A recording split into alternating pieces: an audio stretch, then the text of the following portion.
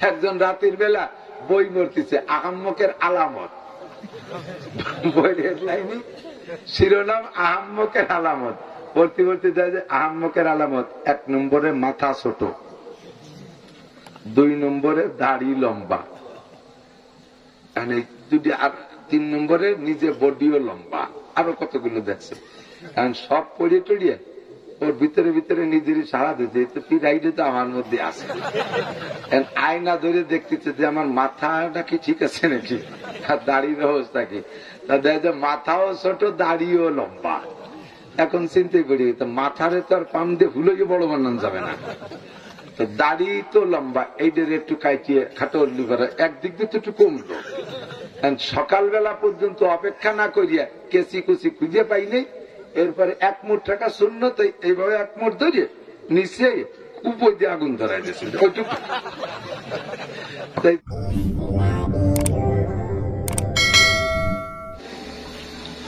وَرَضِيتُ لَكُمُ الْإِسْلَامَ دِينًا وقال محمد رسول الله صلى الله عليه وسلم تركت فيكم أمرين لن تضلوا ما تمسكتم بهما كتاب الله وسنتي ثم قال الله تعالى إنما يعمر مساجد الله من آمن بالله صدق الله مولانا العظيم سبحانك لا علم لنا إلا ما علمتنا إنك أنت العليم الحكيم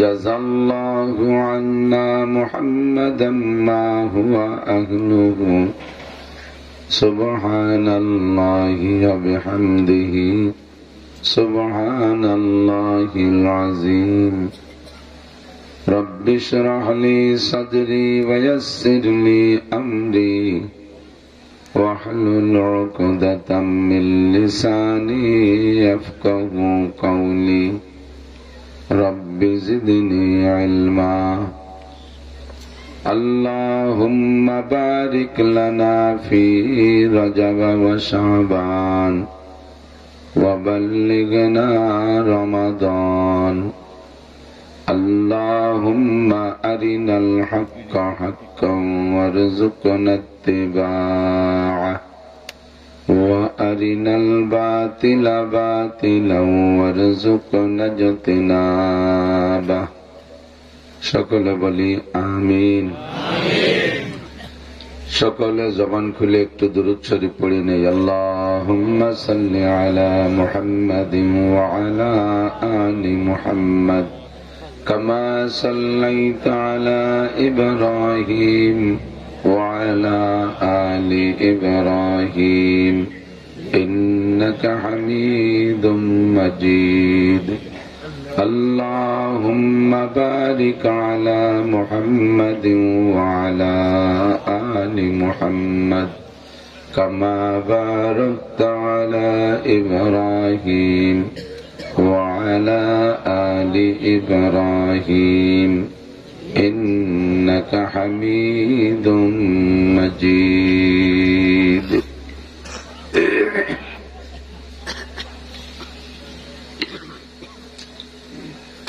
পাইক দিয়া মধ্যপাড়া জামে মসজিদের যুব সমাজের উদ্যোগে আয়োজিত ৪র্থ বার্ষিক ওয়াজ মাহফিল, অধ্যকার মাহফিলের সম্মানিত সভাপতি, এতক্ষণ পর্যন্ত বয়ান করেছেন হযরত উলামায়ে কিরাম,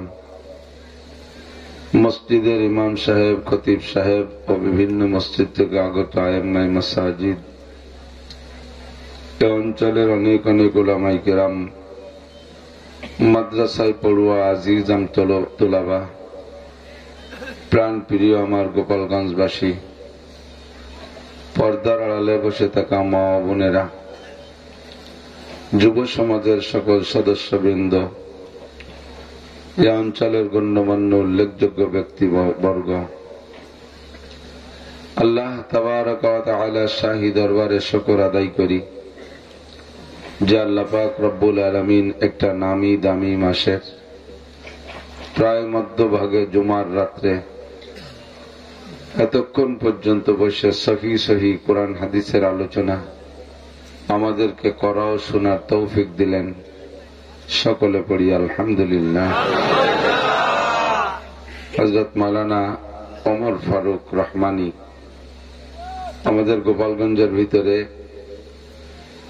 উদীয়মান অনেক সুন্দর আলোচক, সাহেবে ইলম, উলামায়ে কেরাম তার বয়ানে অনুভব করছে কি পরিমাণ কোরআন হাদিস সাথে নিয়ে সে কথা বলে। গান গজল নাই, সুমিষ্টভাষী, শুধু সুর হলেই মিষ্টভাষী না, কথায় রস আছে, নূর আছে, একটা আমলি মানুষ।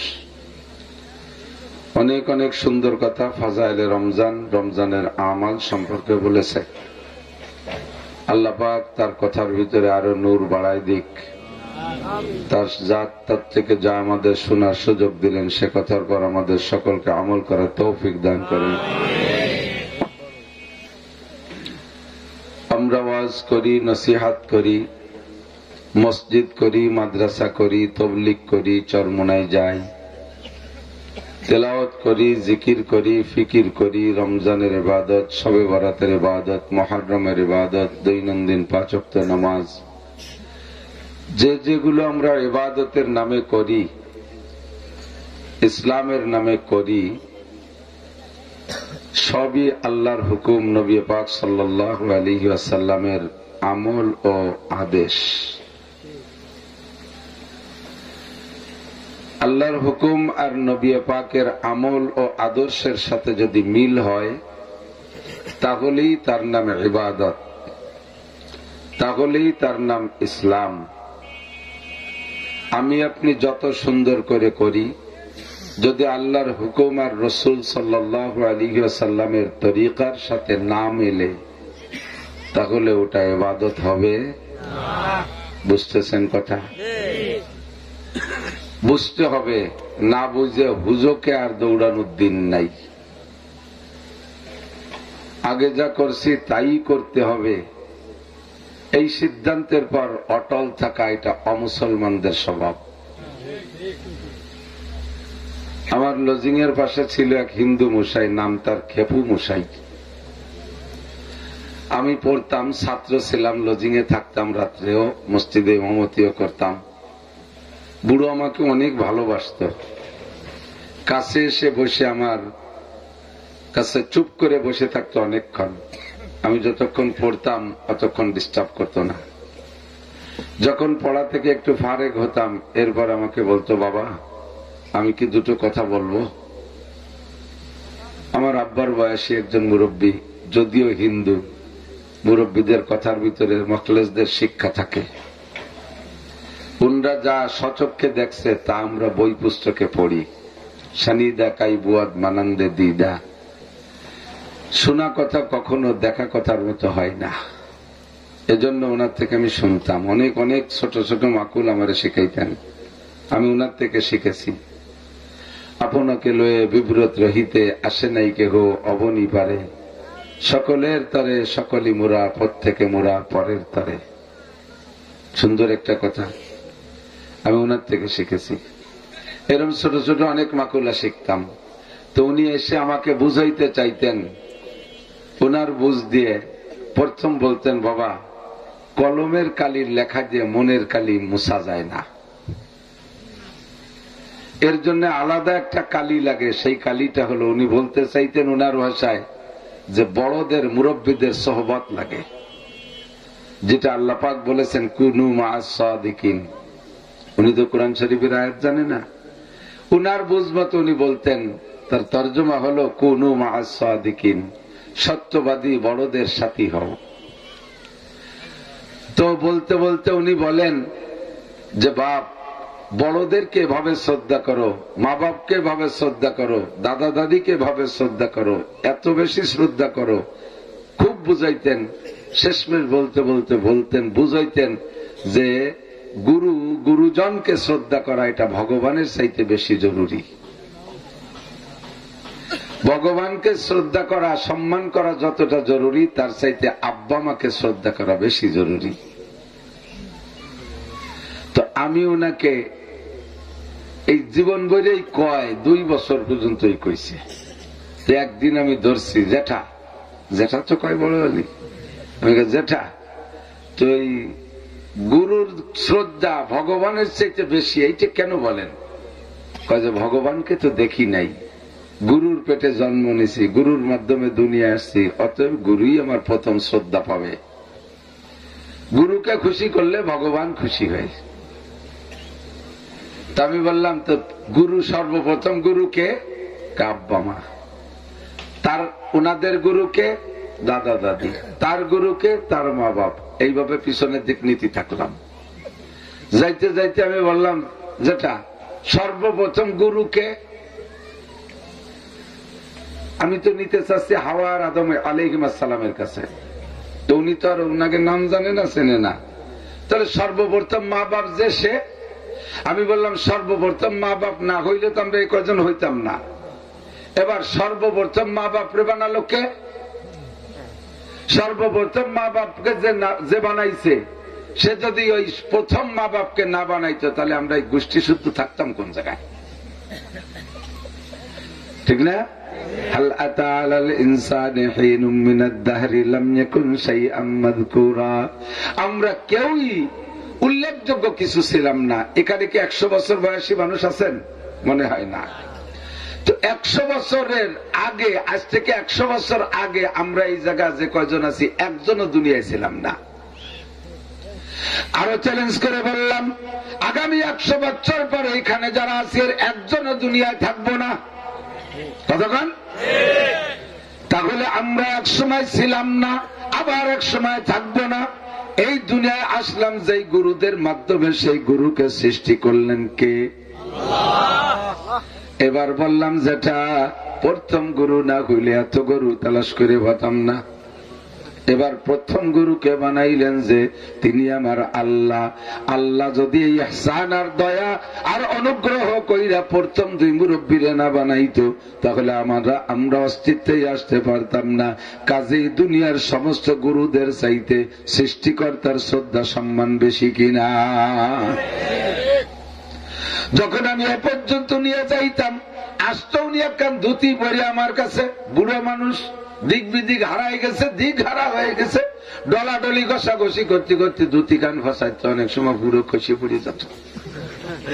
এবার টাইম দিয়ে উঠে হাঁটা দিয়ে কয়, আদার ব্যাপারীর আবার জাহাজের খবরের দরকার কি? 200 আদা কিনে হাটে হাটে বেসবা, চাইল কিনে বাড়িয়ে অত বড় জাহাজের হিসেব নেওয়ার দরকার। যখন ধরা পড়ে যায় তখন আর জবাব থাকে না, তখন চলে যাওয়ার সময় আটকে যায়। আজকে যখন যায় তখন চলে যায়। যত বড় বিধর্মী, যত বড় পণ্ডিত থাকুক না কেন, এনেদের আমাদের কাছে ইনশাআল্লাহ 1 ঘন্টা আমাদের সামনে আলোচনায় টিকতে পারবে না। আমরা প্রমাণ করে ছাড়ব সৃষ্টিকর্তা আমাদের। জোরে বলেন কে? ইবাদত পাবে কে? সর্বশ্রেষ্ঠ সম্মান শ্রদ্ধা পাবে কে? এত নিয়ামত দিয়ে আমাদের লালন পালন করার কারণে শুকর পাবে কে? আলহামদুলিল্লাহি রাব্বিল আলামিন। সকল প্রশংসা আল্লাহর জন্য, যে আল্লাহ রব্বুল আলামিন শুধু আমাকে না, গোটা কায়নাত সৃষ্টি জগৎকে লালন পালন করে। যখন যেটা দরকার, যেটা যেমন দরকার, ব্যক্তি পার্থক্যে, সময় পার্থক্যে, সিজন পার্থক্যে সবকিছু আল্লাহ পাল্টাই পাল্টাই দেয় কি দেয় না? দুনিয়ায় যত শ্রেণীর মানুষ বানাইছে আল্লাহ, তত শ্রেণীর সামগ্রী তৈরি করেছেন। 200 টাকা দামের চাউল আছে না নাই? তা খাওয়ারও লোক আছে না নাই? আবার 30 টাকা দামের চাউলও আছে না নাই? তা খাওয়ারও মানুষ আছে না নাই? 30 টাকা দামের চাউল যারা খায় তাদেরকে 200 টাকা দামের চাউল খাওয়াইলে তারা কাজ করতে পারবে না। 200 টাকা দামের পাতলা চাউলের ভাত খাইয়ে 2 বার গ্যাল গ্যাল করে ডেকসাল্ডি পেট খালি কুদাল কুবানুর বল থাকে না, ঠিক না? এবার 30 টাকা দামের চাউল খাইয়ে তারা বড় হইছে, ওইটাই তাদের জন্য প্রযোজ্য। আমার আল্লাহ পর্যাপ্ত পরিমাণ 30 টাকা দামের চাউলও তৈরি করে যাচ্ছে। এবার 250 টাকা দামের চাউল যারা খায় তাদেরকে আবার 30 টাকা দামের চাউলের ভাত রান্না করে জোর করে খাওয়াই দিলি, ওরা সহ্য করতে পারবে না। যেমন খাইছে এইরকম ওই যাচ্ছে বেরোয় চলে যাবে, পেটে হজমই হবে না মোটা মোটা ভাত, ঠিক না? 2000 টাকা দামের লুঙ্গি আছে না নাই? ও কিনারও লোক আছে না নাই? আবার 150 টাকা দামের লুঙ্গি আছে, তা কিনারও লোক আছে। ব্যক্তি পার্থক্যে সমস্ত আসবাব যেমন দরকার তেমনই তৈরি করেন তিনি আমার কে। ও বন্ধু, আমার এক বন্ধু আছে, আমার গোপালগঞ্জে বাড়ি, উনি আমার খেলাফতে দিয়েছে, ওয়াজের মধ্যে শুনে থাকতে পারেন। এরপরে সামনে সামনে আবার বলি, ইউটিউবে লাগে জ্বালাই কোনো ওয়াজ নতুন রাখতে পারি না, কয়ের সাথে সাথে বাড়ি পৌঁছে যায় ঘরে ঘরে। আমার ওই বন্ধু উনি বলেন আমি থাকি ইটালি। কোন জায়গা থাকে? ইটালি থাকে। এই ইটালি থেকে এসে আমার বাড়ি গেছে আমারে দেখতে। আমার এর আগে কোনদিন দেখে নাই। ইটালি বসে বাংলাদেশি ওয়াজ শোনে, যখন শুনছে গোপাইলে বাংলা তখন অন্য সব বক্তারে বাদ দিয়ে ডিলেট করে যে খালি আমার ওয়াজ শোনে। আসছে বাড়ি আমারে দেখতে গেছে, কয় হুজুর একটা বয়ান শিখাই দিয়ে একটু কবেন, আপনারে খিলাফতি দিলাম এই ওয়াজটা করার। বলেন ঘটনা কি? আমরা ইটালিতে যেই ডিস্ট্রিক্টে বসবাস করি ওই ডিস্ট্রিক্ট প্রধান ডিসি সাহেব আমাকে একদিন বলছে, জানাব আমি একটা কনফারেন্স করব, ওই কনফারেন্সের ভিতরে 4 ধর্মের 4 জন বিশেষজ্ঞরে দাওয়াত দেব। আমি 3 ধর্মের 3 জনের চিনি বাছাই করেছি। ইসলাম ধর্মের একজনকে আপনি দিবেন, আমি বৌদ্ধ ধর্মের একজন নিয়েছি, হিন্দু ধর্মের এক পণ্ডিতরা নিয়েছি, আর খ্রিস্টান, উনি নিজেও খ্রিস্টান, খ্রিস্টান ধর্মের এক পাদ্রী সংগ্রহ করেছি। আপনি দেবেন মুসলমান ধর্মের একজনকে। খোঁজেন আপনার পুরো ইটালিতে বাঙালি মুসলমান আলেম বড় পণ্ডিত কে আছে? আমি ইতিমধ্যে খোঁজা শুরু করলাম। উনি 3 জন সংগ্রহ করেছে, পাইছি আমি খুঁজে। তারিখ নির্দিষ্ট হলো, মজলিস হলো ডিসি অফিসে, লোক বেশি থাকবে না, শুধু ডিসি চাপার তার অফিসিয়ালরা। আর আমাদের প্রত্যেকের সাথে দোভাষীর প্রয়োজন হইলে 4 জনের সাথে 4 জন। আমি আছি বাঙালি হুজুরের সাথে। বাঙালি হুজুর যিনি, তার সার্টিফিকেট হলো 1 নম্বরে হাফেজ, 2 নম্বরে হাটাজারিতে মৌলানা, 3 নম্বরে কি বলা হয় তামিরুল মিল্লাত, আলিয়া মাদ্রাসা থেকে কামিল পাস, ঢাকা বিশ্ববিদ্যালয় থেকে MA পাস, ইংরেজিতে মাস্টার্স অনার্স, এর সব কিছু সার্টিফিকেটে পরিপূর্ণ। ওই লোকটা ওই ইটালিতে একটা বড় জামে মসজিদের খতিব হয়ে গেছে বাংলাদেশ থেকে। আমি এনাকে নিয়ে গেলাম, 4 জনকে নিয়ে বসাইছি। এবার ওই ডিসি সাহেব 1 জন করে আগে বলে এনেছেন, আপনাদের 4 জনের ডাকছি, যার যার ধর্মের বর্ণনা দেবেন, এমন ভাবে বলবেন, আপনি এমন ভাবে বলবেন, আগে যে বলছে তারটা শেষ করবেন আর আপনারটারে টিকেবেন, আগামী জন যেন কইতে না পারে এমন ভাবে উন্মুক্ত করে দিয়েছে। যেভাবে পারেন দলিল সহ আপনার ধর্মের বড়ত্ব বয়ান করবেন। সর্বপ্রথম দেশে ঠাকুর মশাইরে, হিন্দু সাধু মশাইরে দেশে আপনি বলেন। উনি বলতেছেন আমি আশ্চর্য হয়েছি, এই হিন্দু ভদ্রলোক এত জানে হিন্দু ধর্ম এবং অন্য 3 ধর্ম সম্পর্কে ভালো অভিজ্ঞতা রাখে। উনি ওনার হিন্দু ধর্মের এমন ভাবে বয়ান করছে এবং আর 3 ধর্ম সম্পর্কে সমালোচনা এমন করছে, আমারই মন দুর্বল হয়ে গেছে। মনে হইতেছে আজকে জগতে হিন্দু কলেমা পড়িয়েই না বাড়ি যাচ্ছি। মনে হয় 3 জনে কিছু বলতে পারবে না। এবার হিন্দু ভদ্রলোকের বয়ান শেষ। এবার আসলো দ্বিতীয় পর্যায়ে, আসলো বুদ্ধ ধর্মের ওই নেড়া।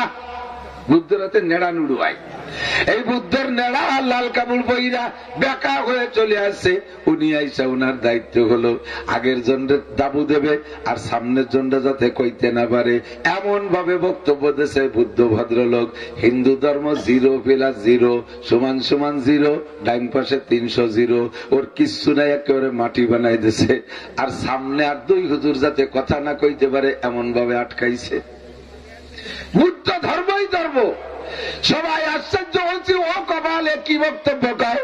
এরপরে 3 নম্বর জন আসলো, ওনার বয়ানের শেষে আসলো খ্রিস্টান পাদ্রী। এগে দুইজনের ধর্মগ্রন্থের তো কোনো ভ্যালু নাই, হিন্দু ধর্মগ্রন্থের কোনো ভ্যালুলেস, ওটা নিজেদের হাতে লেখা আসমানি বাণী না। বুদ্ধ ধর্মের ধর্মগ্রন্থ আসমানি বাণী না, এটা জিবরাইল মিকাইল আনে নাই। কথা বলেন ঠিক কি না? এটা তাদের মন গড়া মন রচিত, নিজেদের রচিত, ওটার কোনো ভ্যালু নাই, কোনো দলিল পর্চা নাই। কিন্তু ইঞ্জিল কিতাব, এটা তো আসমানি কিতাব। যদি ওরা রদবদল করছে তবুও তো আসমানি কিতাব। ওরা আল্লাহকে আল্লাহ বলে স্বীকার করে। সমস্যা হলো ঈসা আলাইহিস সালামকে আল্লাহর ছেলে বলে, মারিয়াম আলাইহিস সালামকে আল্লাহর স্ত্রী বলে। জোরে কর না নাউযুবিল্লাহ। আমরা বলি কুল হু আল্লাহু আহাদ। পড়েন কুল হু আল্লাহু আহাদ আল্লাহুস সামাদ লাম ইয়ালিদ ওয়া লাম ইউলাদ ওয়া লাম ইয়াকুল লাহু কুফুয়ান আহাদ। আমার আল্লাহ একক, আমার আল্লাহ কাহারও কাছে ঠিকানা, আমার আল্লাহ জন্ম নেয়ও না, আমার আল্লাহ জন্ম দেয়ও না। খ্রিস্টান পাদ্রীর কাছে দলিল আছে, যথেষ্ট দলিল। দেশে এমন ভাবে বক্তব্য দিছে, হিন্দু আর বুদ্ধ জিরো হয়ে গেছে। তবে মনে হয় যেন ওই মুসলমান আলেম সাহেব কিছু কইতে পারবে না, এমন ভাবে আটকায় ফেলাইছে। 3 জনের বক্তব্য শেষ। ভাগ্য ভালো যে মুসলমান জনরে শেষ বক্তা হিসেবে রাখছে। এবার ওই ডিসি বললেন, হুজুর আপনি বক্তব্য দেন।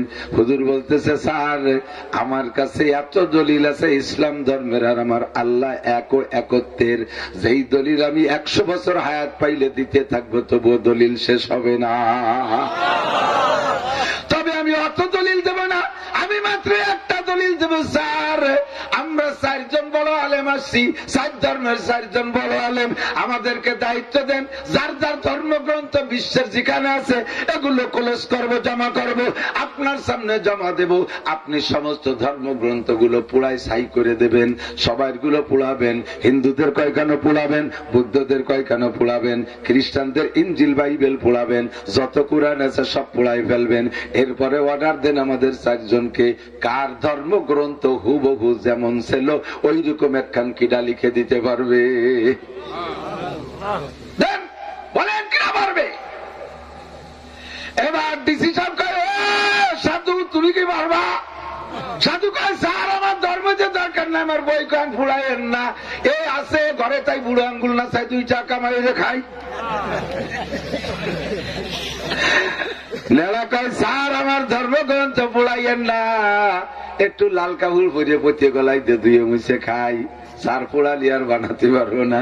খ্রিস্টান পাদ্রী কয়, স্যার ইঞ্জিল পোড়াইলে আর একটা ইঞ্জিল বানানো সম্ভব না। এই করিস কেমন ছবি করি না। এবার আলেম সাহেব বললেন, স্যার আমাকে মাত্র 1 ঘন্টার সময় দেবেন, আমি ইনশাআল্লাহ কোরআন শরীফ যেমন আছে দাড়ি কমা সেমিকোলন একটাও বাদ যাবে না, যেমন কোরআন তেমন কোরআন। আমাকে 1 ঘন্টা সময় দিলে আমার হাফেজদেরকে নিয়ে, আমার আলেমদেরকে নিয়ে যেমন কোরআন হুবহু তেমন 1000 কপি লিখে দিতে পারবো। আমার ধর্ম যে সত্যতার প্রমাণ, আমার আল্লাহ বলেছেন, ইন্না নাহনু নাযালনা যিকরা ওয়া ইন্না লাহু লাহাফিজুন। এ কোরআন নাযিল করেছি আমি, ইবাদত করব আমি, সংরক্ষণ করব আমি।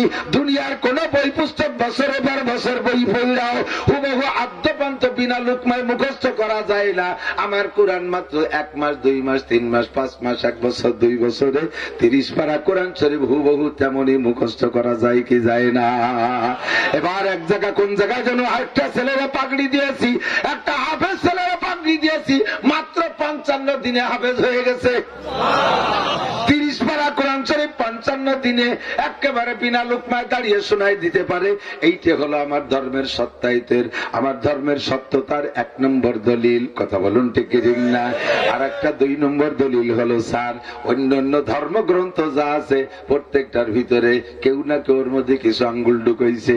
হিন্দু ধর্মের ভিতরে যে বই আছে, আমরা মুসলমান অনেক নবমুসলিমরা ঈসা মুসলমানদের হইয়া বয়ান করে, ওর ভিতরে কয় যে মুহাম্মদুর রাসূলুল্লাহ যে শেষ নবী, হিন্দুদের ওই বইয়ের মধ্যে আছে। এই কথা বললে হিন্দুরা অস্বীকার করে। তাহলে বোঝা যায় যে তোমার বইয়ের মধ্যে অন্য কেউ লিখে ঢুকই দিলে দিতে পারে, কিন্তু আমার কোরআনের মধ্যে কোনো ভেজাল আছে? আছে একটা নুক্তা বাড়ানোর ক্ষমতা নাই, কারণ আল্লাহ বলেছেন, ইন্না নাহনু নাযালনা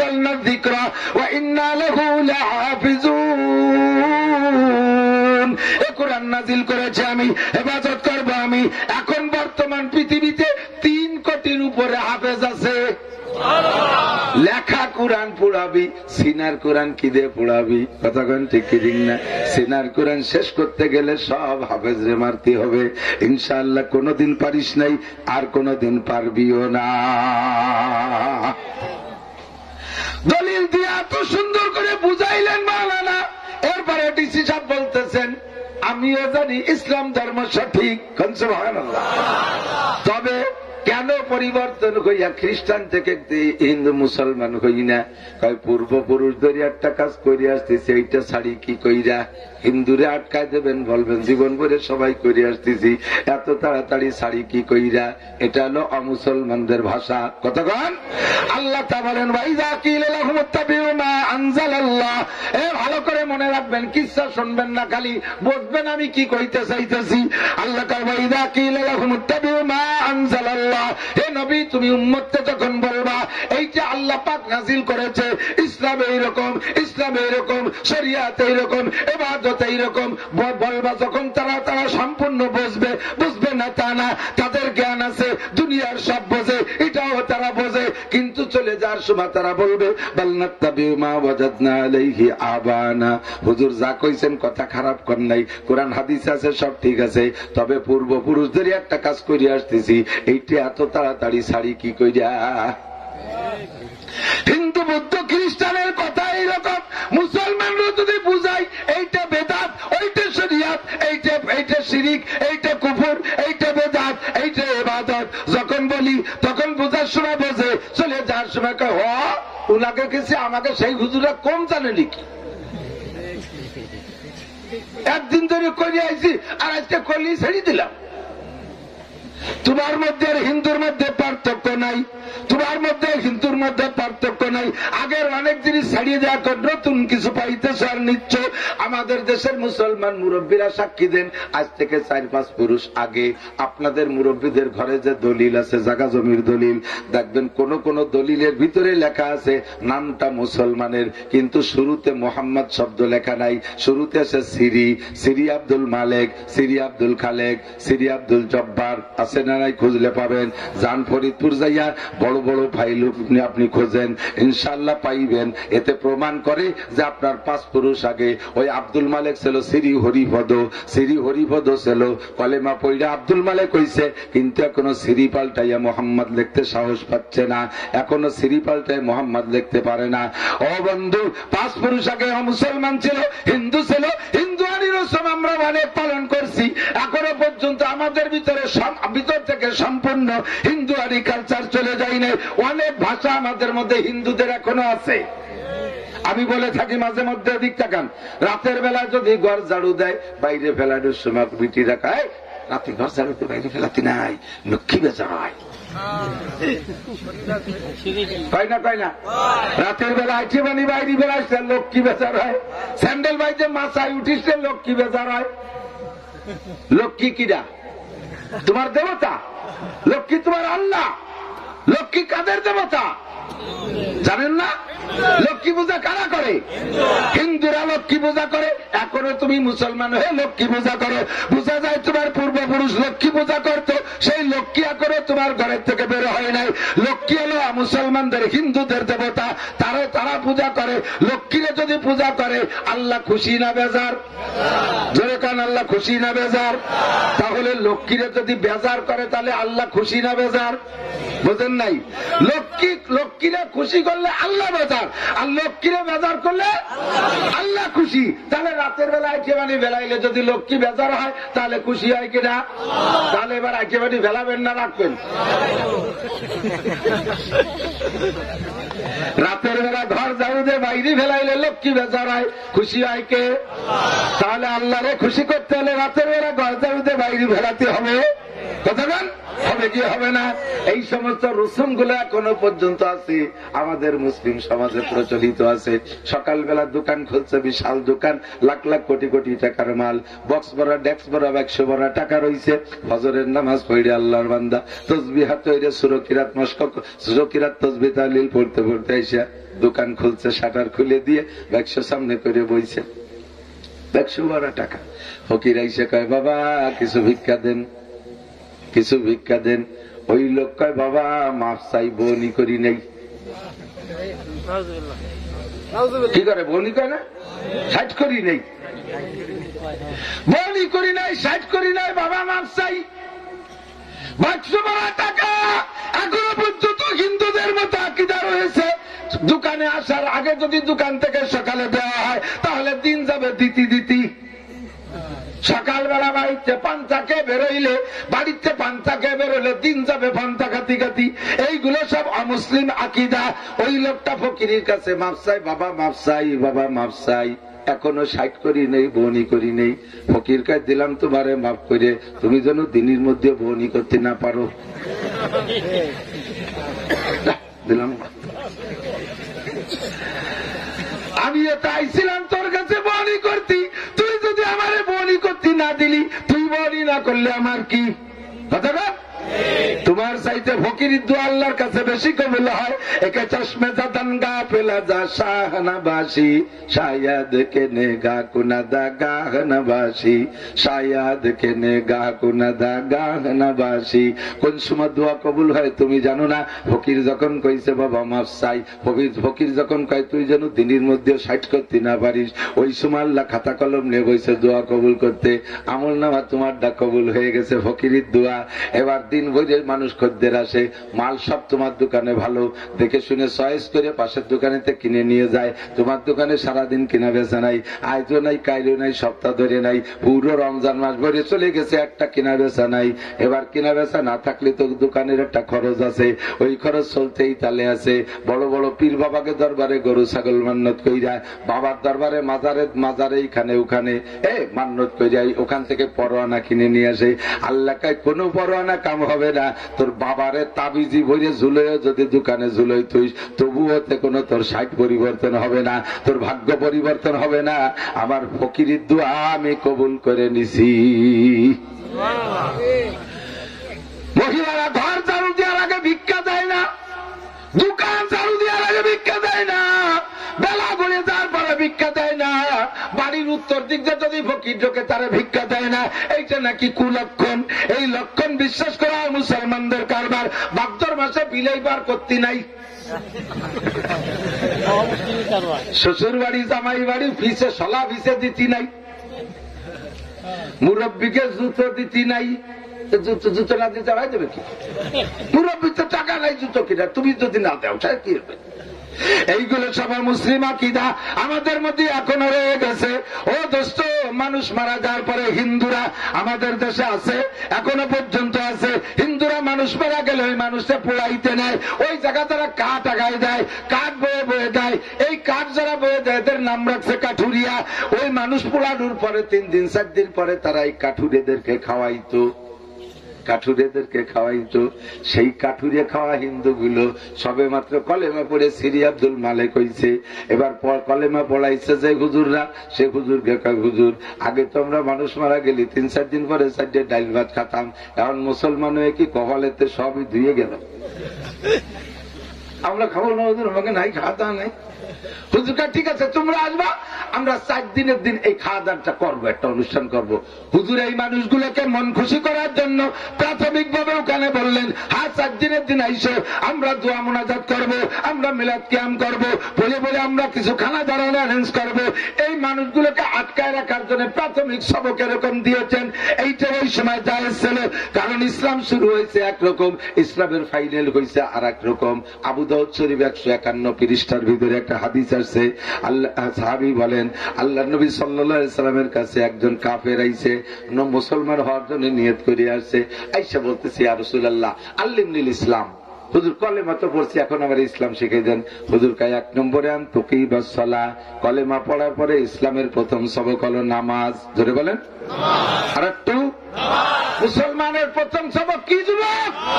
নামাজ।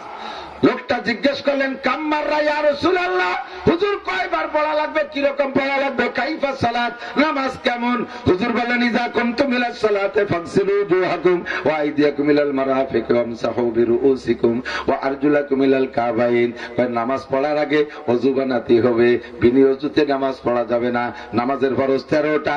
1 নম্বরে শরীর পাক, বলেন 1 নম্বরে শরীর পাক, 2 নম্বরে কাপড় পাক, 3 নম্বরে নামাজের জায়গা পাক, 4 নম্বরে সতর ঢাকা, 5 নম্বরে কিবলামুখী হওয়া। এমন করে 13টা ফরজ। কথা বলেন ঠিক কি ঠিক না? তুমি না পাক অবস্থায় নামাজে যাবে না। এবার লোকটারে ওযু শিখাই দিছেন। লোকটা বললে হুজুর দিনে কয়বার ওযু বানাতে হবে? হুজুর বললেন যে কয়বার নামাজ পড়বা ওই কয়বারই ওযু বানাতে হবে, যদি ওযু না থাকে। আর এবার কয় ওযু না থাকে কি হইলে? কয় 7টা কারণে ওযু ভাঙ্গে। 7টা কারণ শিখাই দিয়ে বললেন এই কারণ যদি ঘটে যায় তাহলে ওযু ভাঙ্গে। আর ওযু ভাঙ্গে গেলে পড়তে করতে করতে ওযু বানানো লাগে। সিজন ছিল শীতকাল, জম্মের কনকনে শীত। ওই লোকটা কয় হুজুর আমি তো 1 ঘন্টার বেশি ওযু রাখতে পারি না, তাহলে তো আসরের ওযু দিয়ে ঈশা পড়া যাবে না। আমার আসরে ওযু বানানো লাগবে, মাগরিবে ওযু বানানো লাগবে, ঈশায় ওযু বানানো লাগবে, ফজরে তো বানাতে হবে। কাজেই আমি এখন থেকে নামাজ পড়বো 2 ওয়াক্ত, যোহর আর আসর। আমি ওই রাতে 3 ওয়াক্ত পড়তে পারবো না। হুজুর কয় কও তুমি না, আল্লাহ পাক 5 ওয়াক্ত নামাজ ফরজ করেছে, তুই 2 ওয়াক্ত পড়বি কে? হুজুর ওযু বানাতে কালের মধ্যে আমি বানাতে পারি না, হাত ভাঙ্গি নিয়ে আসে। হুজুর কয় না, নামাজ পড়তেই হবে। মানে কলেমা যখন পড়ছেন নামাজ 5 ওয়াক্ত, এর মধ্যে কোনো ছাড় নাই। উনি 2 ওয়াক্তের বেশি নেবে না, আর হুজুর 5 ওয়াক্ত কম ছাড়ে না।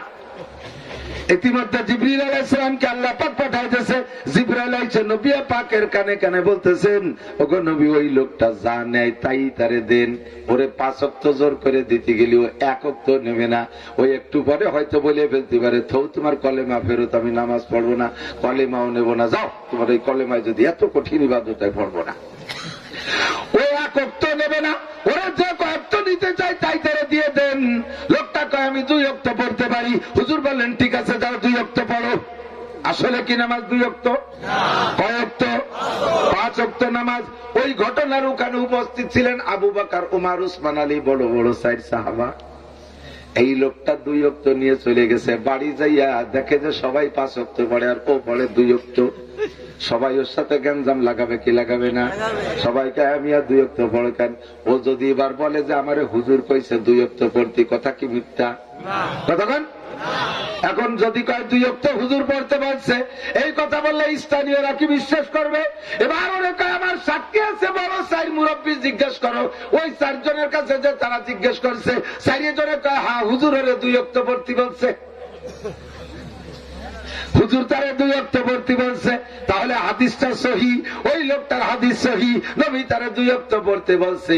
এই লোকটার থেকে যারা শুনবে সবাই তো 2 ওয়াক্তর পাল্টি হয়ে যাবে। কথা কান্তি কি ঠিক না? আসলে কি নামাজ 2 ওয়াক্ত?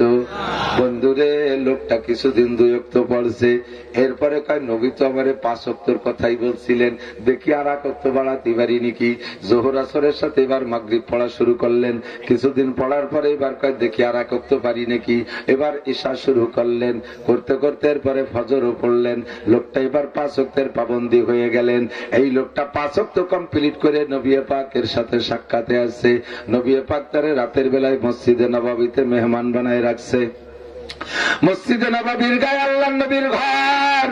শেষ রাত্রি শোনে মসজিদের মধ্যে জিকির আসতেছে, লা ইলাহা ইল্লাল্লাহ, লা ইলাহা ইল্লাল্লাহ, লা ইলাহা ইল্লাল্লাহ।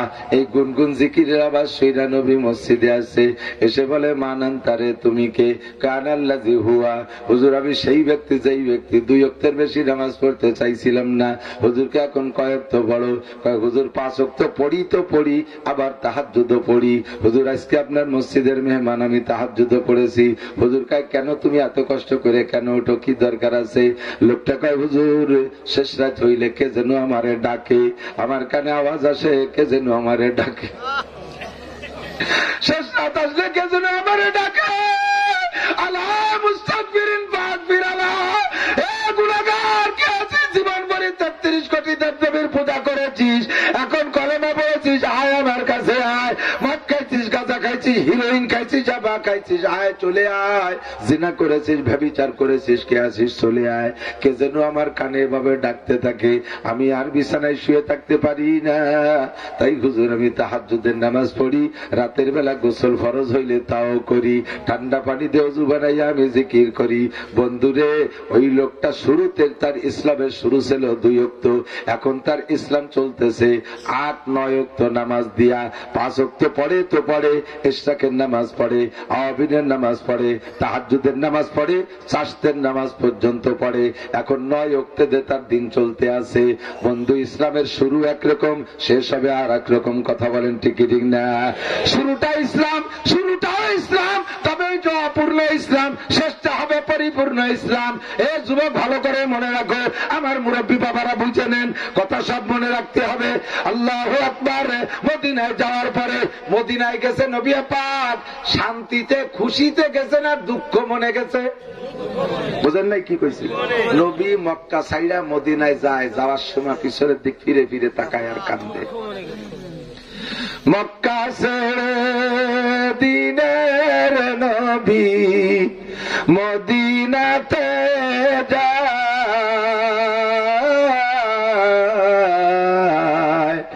জন্মভূমির মায়ায় নবী ফিরে ফিরে চায়। জন্মভূমির মায়া লাগে, লাগে কি লাগে না? ও দোস্ত আমার, নবী মক্কা ছেড়ে মদিনায় গেছেন, আর হাজার হাজার সাহাবা মক্কা ছেড়ে মদিনায় হিজরত করে চলে গেছে। এবার ওখানে যাওয়ার পরেও মক্কা আর কাফেররা নবীরে ছাড়ে নাই। কত বড় খবিস আর কত বড় দ্রোহী, কত বড় বিদ্রোহী, কত বড় তারা জঙ্গিবাজ, কত বড় জঙ্গি, কত বড় তারা গ্যাঞ্জামিয়া। মক্কা থেকে 1000 মানুষ মদিনার বদরে চলে গেছে আমার নবীকে, নবীর সাহাবায়ে কিরামদেরকে শেষ করার জন্য। মক্কা থেকে উহুদের ময়দানে গেছে আমার নবীকে শেষ করার জন্য, সাহাবায়ে কিরামকে মারার জন্য। তাহলে কত বড় শত্রু তারা। এবার মক্কা থেকে তো এরা গেছে, মদিনার ইহুদিরাও মক্কার কাফেরদের সাথে শরীক হয়ে গেছে। মদিনার কাফের ছিল, তারা ওদের সাথে শরীক হয়ে গেছে। আল্লাহু আকবার। এবার যুদ্ধ হয়েছে বদরে, যুদ্ধ হয়েছে উহুদে, মুসলমান বিজয় লাভ করছে, গনিমতের পর্যাপ্ত মাল পাইছে। এই গনিমতের মাল, যুদ্ধ বিজয় মাল রেখায় গনিমতের মাল, এই গনিমতের মাল বন্টন করবে কিভাবে? সূরা আনফালের ভিতরে আল্লাহ পাক বন্টন শিখিয়ে দিয়েছে। এই বন্টনের ভিতরে বললেন, মুজাহিদিনদের দাও, গরিবদের ভিতরে দাও, যুদ্ধের জন্য পরবর্তীতে খরচ হিসেবে রেখে দাও বাইতুল মালের ভিতরে। এরপরে যারা মুজাহিদিন যুদ্ধ করেছে ওদের মধ্যে আবার 2 ভাগ, যাদের ঘোড়া ছিল তাদের দিবা 2 ভাগ, যারা খালি পায়ে শুধু পায়ে হেঁটে যুদ্ধ করছে তাদের দিবা 1 ভাগ। আর একটা ভাগ হলো ওয়ালিল মুআল্লাফাতি কুলুবিহিম, এই কাফেরদের মধ্যে যারা নিতা, ইহুদ নাসারা কাফেরদের মধ্যে যে নিতারা তোমাদের সাথে শরীক ছিল, যুদ্ধে যায় নাই, তোমাদের এই মক্কা মদিনায় কিন্তু যুদ্ধে যায় নাই, মদিনায় আছে তোমাদের সাথে যুদ্ধে যায় নাই। এই মদিনার কাফেরদের লিডাররা, ওই লিডারদের একটা ভাগ দিবা। বুঝেন নাই? যুদ্ধ করছে মুসলমান, কাফেরের সাথে যুদ্ধ বিজয়ী সম্পদ ভাগ করতে যাইয়া মদিনার লিডার কাফেরদেরকে একটা ভাগ দিতে পারে। এই লিডাররা রসুলের পক্ষেও না, রসুলের বিপক্ষে, তার সরাসরি মাঠে আসে নাই। এখন সাহাবায়ে কিরাম বলে, হুজুর এইটা কেমন ভাগ হলো কন্দি হুজুর? আল্লাহর কাছে আর একটা বার শুনবেন নাকি? কি কয়? পাল্টাই দিতে কয় নাকি? তাকতুরু দিমাউহুম মিন সুয়ুবিনা ওয়া তাকতুরু দিমাউনা মিন সুয়ুবিহিম। আমাদের শহীদদের রক্ত তাদের তরবারিতে এখনো ফুটায়, আর তাদের জাহান্নামীদের তরবার রক্ত আমাদের তরবারিতে এখনো ফুটায়। আর এখান থেকে যুদ্ধ করে মাল আইনে সেই খবিশগুলোরে ভাগ দেবো, হুজুর আমার ভালো থাকতেছে না, দিতে চাচ্ছে না। কেন দিবা? লিল মুআল্লাফাতি কুলুবিহিম। ওরা আখিরাত বিশ্বাসী না, ওরা মালের ভক্ত, ওরা মালের ভক্ত, আখিরাতে বিশ্বাস করে না। পরকালে কি হবে, মায়ের খাবে না কি হবে, শান্তি হবে না শাস্তি হবে, এই চিন্তা থাকলে তারা তোমাদের বিপক্ষে আসতো না। ওরা মালের ভক্ত, 1 মুঠ মাল দিলি ওরা তোমাদের এটা উপকার হবে। পক্ষে বিপক্ষে ঢালনা দলীয়, বিপক্ষে ঢালনা দলীয়, কি বলা হয়, পক্ষে ঢালনা দলীয়, বিপক্ষে তীর মারবে না, মাল খাইয়া খাইয়ে থাকবে। দাও। এরে কি কয়? এরে ঘুষ কয় না? এরে কি কয়? ঘুষ খায় না? যে ঘুষ দিতে আল্লাহ শুরুতে শিখাইতেছে, সাহাবায়ে কিরামের মনে চাইতেছে না। শুরু ইসলাম কোরআন শরীফের তরজমা উলামায়ে কিরাম সাক্ষী, বাঁচাও ভাবে দিয়ে আমার ঠিক হয়ে গেছে, আল্লাহ ঘুষ দিতে শিখাইছে। কিন্তু আমাদের তরজমায় তো তাই দেখা যায় যে তাকে কিছু মাল দিয়ে থামাইতেছি, এই পুলিশে যাতে আমারে না ধরে এই জন্য গোপনে 2000 টাকা দিয়ে বসাইতেছি, তাই হলো না? এই হলো শুরু ইসলাম।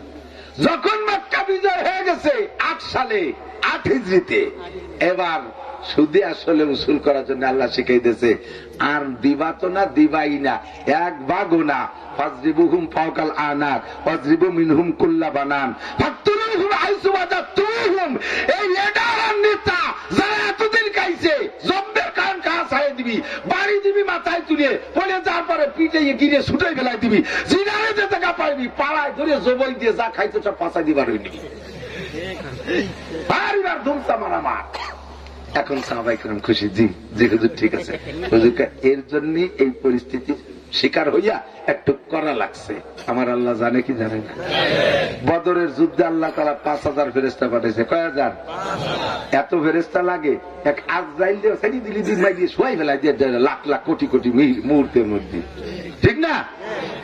কোটি কোটি মারি ফেলাই দিতে পারে আজরাইল এক মুহূর্তের ভিতরে। 5000 কমসাতু আলাফি মিনাল মালাইকাতি মুসাব্বিমিন, পাগড়ি পরাইয়া ছাড়িয়ে দিয়েছে 5000 ফেরেশতা। এই 5000 ফেরেশতার সাথে থাকলে আমার নবী একাই তো দুনিয়ারে জয় করে ফেলতে পারে। আল্লাহ কে ওইটা সব জায়গা করবো না, প্রয়োজন সাপেক্ষে। তোমাদের যুদ্ধ তোমরাই করবা, মরলি বেহেশতে শহীদ হবা, তোমাদের বিশাল একটা পদমর্যাদা দেবো। বাইসে থাকলে গাজী হয়ে ইসলামী স্টেট করবা, আমি ফেরেশতা দিয়ে কাম করাবো না, প্রয়োজন হলি করব, প্রয়োজন হলি করব। তবে ইসলামের শুরু হলো যে ওইভাবে তাদেরকে দাও, আর ইসলামের শেষ হলো পাড়ায় দূরে জবই দাও। এই এলাকায় যখন সবে প্রথম ইসলাম আসে, তখনও এই কাঠুরিয়া খাওয়ানোর থেকে আমাদের মুরব্বীরা 4 দিনের দিন মিলাদ খাওয়াইছে, যাতে ছুটে ভিড়ে হিন্দু না হয়ে যায় খাওয়ার লোভে। এখন ইসলাম পরিপূর্ণ। আগে নোয়াখালী মৌলবীরা, বিভিন্ন জায়গার মৌলবীরা কাঁঠালে ভিড়ে কাপড় দিয়ে ভেসাইয়া বগলে আইনে বাড়ি বাড়ি কত কাকি কয় খতম লাগবে আপনার রোজার মাসে, এই কিরাম বলে খতম কুড়াই নিয়ে মসজিদি বলছে, কাঁঠালের ভিড়ে বাইতে বইছে, খানিক ঝুলে টুলে কত সব খতম হয়ে গেছে। সেই সময়ের জন্য ওটা জায়েজ ছিল। শুরু মাত্র, সবে মাত্র এক মৌলবী কয় হাজার খতম পড়বে, আর মহিলারা একটা খতম না দিলি পর আবার খুশি হয় না, আবার চলে যায় অন্যদিক। সেই সময়ের জন্য ওইটা জায়েজ ছিল। সেই সময়ের জন্য প্রথম লোকটার জন্য 2 ওয়াক্ত নামাজের অনুমতি দেওয়া জায়েজ ছিল। এখন কি আর যত বড় মুসলমান হোক, ওই ডোনাল্ড ট্রাম্পও যদি মুসলমান হয়, তারে কি কব যে তুই 2 ওয়াক্তই পড়িস? ওয়াং সং সুচিও যদি মুসলমান হয়, ওরে কি কব যাবার তো 2 ওয়াক্ত পড়? নরেন্দ্র মোদী যদি কলেমা পড়ে, ওরে কি কব যে তুই যাবারিস তাই পড়? নো টক বাট উস্তুত, কথা হবে না। 5 ওয়াক্ত পড়তেই হবে, কথা বলেন। তুই বললি বা কি না বললি বাবা, আমার আল্লাহর কি? আল্লাহর 5 ওয়াক্ত নামাজ পড়ার লোকের অভাব আছে? সারা পৃথিবীতে 24 ঘন্টা নামাজ হইতে তালে আছে, একটা সেকেন্ড নাই যে যেই সেকেন্ডের ভিতরে সিজদা পড়ে না জমিনের উপরে। জাস্ট এই মুহূর্তে এক্ষুনি একেবারে এই টাইমে কোন এক জায়গায় পৃথিবীর ফজরের নামাজে সিজদা হচ্ছে, একেবারে এই টাইমে কোন এক জায়গায় জোহরের সিজদা হচ্ছে, হুবহু এক্ষুনি কোন এক জায়গায় আসরের সিজদা হচ্ছে। 24 ঘন্টা কোন একটা মিনিট সেকেন্ড কি খালি আছে সিজদার থেকে? কাজেই তোর মতো পাইকারি ধরে সোয়াই নামাজ না বলে আমার আল্লাহর কিছু আসে যায় না। আমার আল্লাহ দুঃখে ঠেলাইছে, আরেতে নেমে মাটিতে বসবে না। না সবাই গান শোনে না, আমি তাই কি এর উপরে আল্লাহ এরকম জ্ঞান জ্ঞানী আর ঠিক না? আল্লাহ কাপমান চা পাল্লে ওমেন অমান চা পাল্লাপুর, যার মনে চায় মানো, যার মনে চায় না মানো না। যখন তোমার সামনে পর্যাপ্ত পরিমাণ উপযুক্ত দলিল আসবে, ওই সময় যদি তুমি বাকামি করে বলো পূর্বপুরুষ ধরে করে আসছি, এইটা ছাড়তে পারবো না। আল্লাহ পাক বলবেন মান তাশাব্বাহা বিকওমিন ফাহুয়া মিনহুম।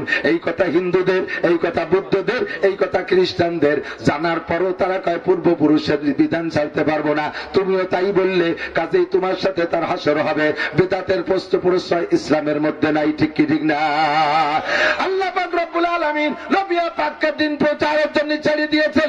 আমার নবী 23 বছর পর্যন্ত তাবলীগ করার পরে বিদায় হজের জন্য হুজুর গেছেন মক্কায়, মদিনা থেকে হজ করতে মক্কায় গেছেন।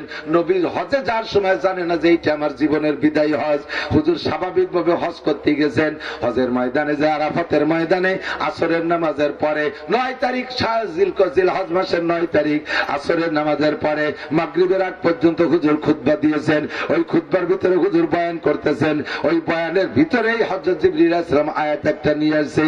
আয়াতটা হলো আল্লাহ পাক বলেন, আল-ইয়াওমা আকমালতু লাকুম দীনাকুম ওয়া আতমামতু আলাইকুম নি'মাতি ওয়া রাদিতু লাকুমুল ইসলাম দীনা। জোরে কোন আল্লাহু আকবার। আল-ইয়াওম, আজকে যুবক মনে রাখ, তোর সব দিন সব কথা বলা যাবে না। আজকে আসছে আমি বলি মনে রাখ, 10টা বাকারা গলছে বসা ছাড়ে মার।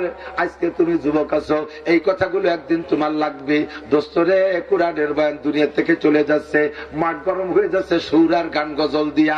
আসল কথাগুলো খুঁটে খুঁটে ক্লাসে পড়ার মতো কেউ পড়ায় না, শুধু নিজের সুর বাজায় ক্রেডিট নেওয়ার জন্য সকলেই ব্যস্ত হয়ে গেছে। এটা সুন্দর একটা ওয়াজের মাঠ, এখন ফার্স্ট ক্লাস একটা ব্যবসা কেন্দ্র হয়েছে আমাকে বক্তাকে জন্য।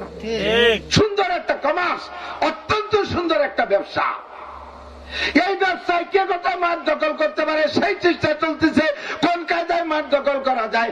আমার মাঠ দখল করার দিন নাই, আমার সুর নাই, গান নাই, গজল নাই, আমি কিছু পারি না। বন্ধুরে, আল্লাহ যে আমার দায়িত্ব দিয়েছে, হক কথাগুলো যদি আমার দেশের মানুষ বুঝাই না যায়, কিয়ামতের ময়দানে আমার পাছার চামড়া থাকবে না। কষ্ট পান আর দুঃখ পান, ভুল বোঝেন আর সঠিক বোঝেন, আমারটা আমি বুঝাই যাব। যুবক তুমি মনে রাখো, আল্লাহ পাক রব্বুল আলামিন নবী পাকের পর আয়াত নাজিল করেছে, আল-ইয়াওম, আজকে এই দিনে, আকমালতু লাকুম দীনাকুম, তোমাদের জন্য তোমাদের ধর্মকে পূর্ণ করে দিছি। বলবেন না সুবহানাল্লাহ? বলেন আলহামদুলিল্লাহ। বলি আল্লাহু আকবার। আজকের দিনে এই মুহূর্তে ধর্মরে পূর্ণ করে দিছি, কে বললেন? এরপরে বললেন, আতমামতু আলাইকুম নি'মাতি, আমি তোমাদের জন্য যেই নিয়ামত বরাদ্দ রেখেছিলাম নিয়ামত পূর্ণ করে দিয়েছি। আকমালতু লাকুম দীনাকুম, দিন মানে ইসলাম, দিন মানে ইসলাম, আর নিয়ামত মানে মুহাম্মদুর রাসূলুল্লাহ সাল্লাল্লাহু আলাইহি ওয়াসাল্লাম, দুইটাই পূর্ণ করে দিয়েছি। এরপরে আল্লাহ ঘোষণা দিলেন, ওয়া রাদিতু লাকুমুল ইসলাম দীনা, আর ধর্ম হিসেবে তোমাদের ইসলামকে আমি পছন্দ করে নিলাম। কোন ধর্ম? আল্লাহর কাছে মনোনীত ধর্ম কি? ইসলাম। মুসলমান হইয়া বহুত মুসলমান মাঝে মাঝে প্রশ্ন করে, হুজুর এই যে হিন্দু বুদ্ধ খ্রিস্টান তারাও তো আল্লাহর বান্দা, তাদেরও তো একটা ধর্ম আছে, তারাও তো আল্লাহ বিশ্বাসী, ভাষা পরিবর্তন করে কেউ কয় গড, কেউ কয় ভগবান, কেউ কয় এটা ওটা সেটা, তবে সব মিলেই একই আল্লাহ। হুজুর একেবারে ওভাবে বলতে নাই যে তাদের ধর্মে কিছু না, ওরাও যা করে আল্লাহ একেবারে খালি হাতে তাদেরকে ফিরিয়ে দেবে না। এই আকীদা যার আছো, তুমি এখনো মুমিন হইতে পারো নাই, এক্ষুনি তওবা করে পড়ো লা ইলাহা ইল্লাল্লাহ মুহাম্মাদুর রাসূলুল্লাহ। জাহান্নামে তো বড়, এই জাহান্নামকে ভরার জন্য যত লোক লাগবে তাও তৈরি আছে, তাও আল্লাহ পাক তৈরি করে রেখেছেন। কাজেই তোমার তাদের সমর্থন করার দরকার নাই। কখনো বলবা না অন্য ধর্ম, ধর্ম ধর্ম বলতে একমাত্র ইসলাম। আল্লাহ আবার ইসলামের পর খুশি, জোরে কান আলহামদুলিল্লাহ। আয়াত যখন হুজুর পড়েছেন, সাহাবায়ে কেরাম খুশিতে নারায়ে তাকবীর দিচ্ছে, আল্লাহু আকবার। নবী পাক বুঝে বেলাইছে। হযরত ওমর রাদিয়াল্লাহু তাআলা খুশিতে আইসা আবু বকরের গলা জড়ায় ধইরা স্লোগান দিতে চাইতেছে, আনন্দ উল্লাস করতে চাইতেছে। হযরত আবু বকর বলতেছেন, ওমর রে কি ব্যাপার, এত খুশি কেন? হযরত ওমর কয়, হুজুর ও ভাই আবু বকর, আজ থেকে 23 বছর আগে ইসলামের বিল্ডিং এর ভিত্তি স্থাপন করেছিলাম, আর হাজার ও হাজার যুদ্ধ বিগ্রহ লড়াই করে মারামারি দাঙ্গা হাঙ্গামা কইরা ভিটে বাড়ি ছাড়িয়ে দিয়ে ব্যবসা বাণিজ্য ফেলাইয়া না খাইয়া এই মদিনায় আইসা আজকে আল্লাহ পাক রব্বুল আলামিন 23 বছরের মাথায় আমাদের বিল্ডিং পূর্ণ হওয়ার ঘোষণা দিয়েছেন। এই আনন্দে আমি উল্লাসিত। হযরত আবু বকর বলে, ওমর রে, যদি আল্লাহ দ্বীনকে এবং ইসলামকে পূর্ণতার ঘোষণা দিয়ে থাকে, ওমর এই আয়াতের ভিতরে আমি সুর ভালো বুঝতেছি না। ওমর কয়, সুর কি খারাপ হলো? কয়, ওমর রে, আমার মনে হইতেছে এই কথার মাধ্যমে আল্লাহ ইশারা করেছে মুহাম্মদুর রাসূলুল্লাহ আমার নবী, তোমার নবী, বিশ্ব নবীর সম্ভবত হায়াত শেষ হয়ে গেছে। হযরত ওমর কয়, সুবহানাল্লাহ, কি বুজুর্গ, কিভাবে বুঝলাম? হযরত আবু বকর বলে, ওমর একটা ফুল ফোটা শুরু করলে অনেকদিন পর্যন্ত মুকুল থাকে, ছোট থেকে একটু বড় হয়, বড় হয়, একটু বড় হয়। পোলাপান যদি ফুল গাছ লাগায়, ও ডেলি একবার, দুইবার, পাঁচবার দেখে যে আমার ফুলটা কটটুক হয়েছে। দেখে না গোলাপ ফুল বিশেষ করে যেদিন ফোটা শুরু করে সেদিন ওরে খুশি, আর একটু দুটো মুকুল কলি ছেড়ে দিচ্ছে, আর একটু খুশি, আর একটু ফুটে গেছে, আরো খুশি। যেদিন পুরো ফুটে যায় সেই দিন সে পোলা তার মা বাপরে ডেকে নিয়ে আসে, দেখি জানাম্মু আমার গোলাপ ফুলটা কি সুন্দর ফুটছে। আহা, ফুটতে লাগছে অনেক দিন, শুরু থেকে ফোটা পর্যন্ত লাগছে 1 মাস। ফোটা যখন শেষ হয়ে যায় তারপরে সে পুরোটা ফুল ঝরে যাইতে কয় মাস লাগে? কথা কর, বোঝেন নাই?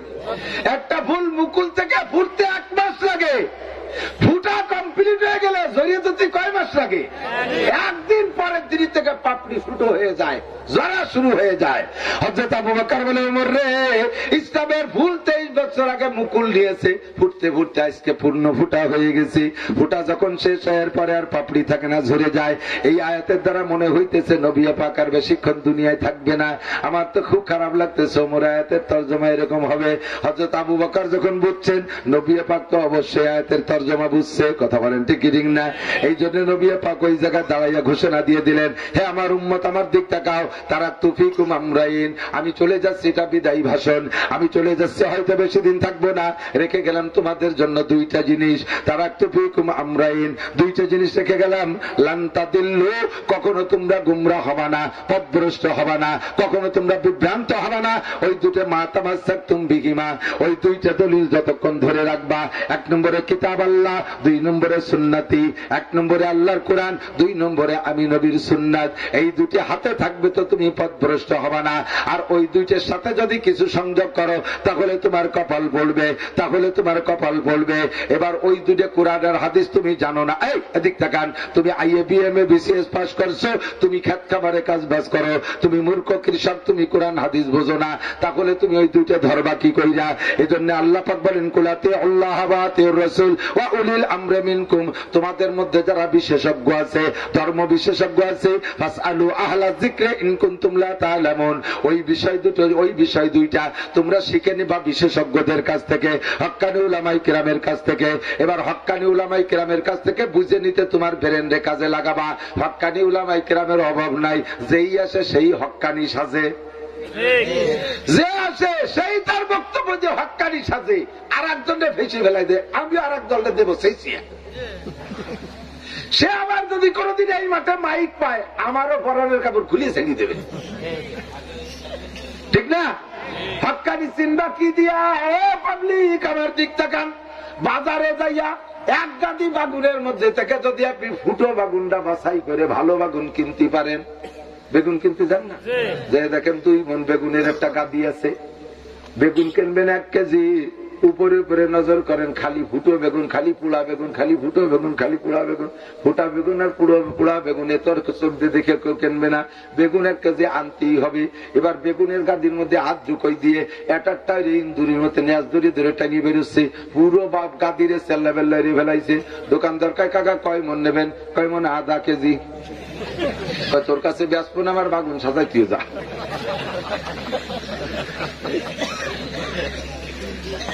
তাই বলে আমি পুরা বেগুন নেবো, ফুটো বেগুন নেবো? তুমি 2 মণ 5 মণ বেগুনের মধ্যে থেকে পুরা বেগুন আর ফুটো বেগুন বাছাই করে ভালো বেগুন তুমি কিনতে পারো, তাহলে এত আলেমের ভিতরে ফুটো আলেম কুন্ডা, পুরা আলেম কুন্ডা তুমি কেন চিনতে পারো না? অবশ্যই তুমি বিবেক কাটাইলে চিনতে পারবা। যারে দেখা তোমার আল্লাহর কথা মনে পড়ে, যার বাহ্যিক বক্তব্য এবং তার সুরত আর সিরাতের ভিতরে মিল আছে, বুঝবা যে ওইটা হকপন্থী। সরমুনের ময়দানে যাবা, দেখবা যে ওই জায়গায় একটা যুবতী মেয়ে নাই ময়দানে। কথা বলেন ঠিক কি না? ওই জায়গায় হাটে বাজারে যুবতী মাইয়া আছে, ইস্তেমার ময়দানে সুন্দরী যুবতী মেয়ে, সাবালিকা মেয়ে আছে নাকি? ও দোস্ত, ইস্তেমার ময়দানে নাই, এমনিতেই বোঝা যায়। গহরডাঙ্গা 3 দিন মাহফিলে যাই, ও জায়গায় একটা মাইয়া দেখি না। সুলতানসি মাদ্রাসায় 2 দিন 3 দিন মাহফিল হয়, ও জায়গায় একটা মাইয়া দেখি না। সরমুনে কি বলা হয়, চন্দ্রদি গেলে মাহফিলে যাই, ও জায়গায় মাইয়া দেখি না। বাহিদ্দে পুড্ড মাহফিলে যাই, ও জায়গায় মাইয়া দেখি না। মুফতি আব্দুল গফফার সাহেবের ওখানে মাহফিলে যাই, ও জায়গায় মাইয়া দেখি না। ও জায়গায় দেখি তাহাজ্জুদ আছে, ও জায়গায় ইশরাক আছে, ও জায়গায় আওয়াবিন আছে, ও জায়গায় জিকির আছে, হুজুরের মাথায় টুপি আছে, সুন্নতি দাড়ি আছে, হুজুরের গায়ে সুন্নতি পোশাক আছে, পাশে কত কবর আছে, কোন কবর কবরে ফুল দিয়া দিই নাই, ওই জায়গা কোনো সেজদা দিয়া দিই নাই। জোরে বলেন ঠিক কি ঠিক না? সৈয়দ ইসহাক সাহেব রহমাতুল্লাহ আলাইহির কবর আছে, ফজলুল করিম সাহেবের কবর আছে। একটা কবরের কাছে সেজদা হয় না, একটা কবরের কাছে মোমবাতি জ্বালায় না, একটা কবরের কাছে আগরবাতি কিনা বেচা নাই, একটা কবরের কাছে কোন রং তামাশা নাই। সদর সাহেবের কবরের পাশে কত মৌলামা ইকরামের কবর আছে, একটা জায়গায় এগুলো নাই। ও জায়গা যে যায় সে যাইয়া কিছু না কিছু শিক্ষা নিয়ে আসে, বোঝা যায় যে এগুলো ভালো বেগুন। ও দোস্তরে তুমি বিবেক খাটাইলে বুঝতে পারবা, যদি কোনো মাজারে যদি কোনো মাজারে যত বড় পীর হোক না কেন, ওই মাজারে সেজদা দেওয়া হারাম, ওই মাজারে মান্নত করা হারাম, ওই মাজারে টাকা দেওয়া হারাম।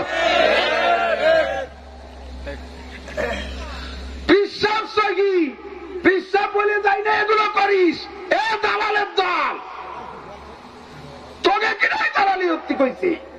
পিসাব মরার পরে তার কি গুড়ার কচু ক্ষমতা থাকে, বাইচে থাকতে কিছু হতে পারে নাই। এক পিড়ির এইরকম ভণ্ড এক পিড়ির মুড়ি, সে আমার ব্যানারে নিয়ে যাচ্ছে, আমার এই নেয়ার পথে বহুত বুঝাচ্ছে, বাবার এই কিরামতি ওই কিরামতি সেই কিরামতি ছিল। তবু জায়গা তোমরা এই ছেলে মেয়ে হওয়ার জন্য মান্যত করো, করো। হ্যাঁ, আমার ওখানে ছেলে মান্যত করলে ছেলে হয়। আমি তোমার বাবার ছেলে কয়টা, ওনার কোন ছেলে মেয়ে নাই। বিয়ে করছিল, 4টে বিয়ে করছিল, 4 বউর সাথে পারল না একটা ছেলে মেয়ে বানাতি। এত বড় দুর্বল, আর সে মরিয়ে তোকে ছেলে মেয়ে দেয়। এই বুদ্ধি সেই কোন চোখ। আমি মনে হচ্ছে আটকে গেছে, ধরা খাইছে, ও মনে হচ্ছে তাও পারবে।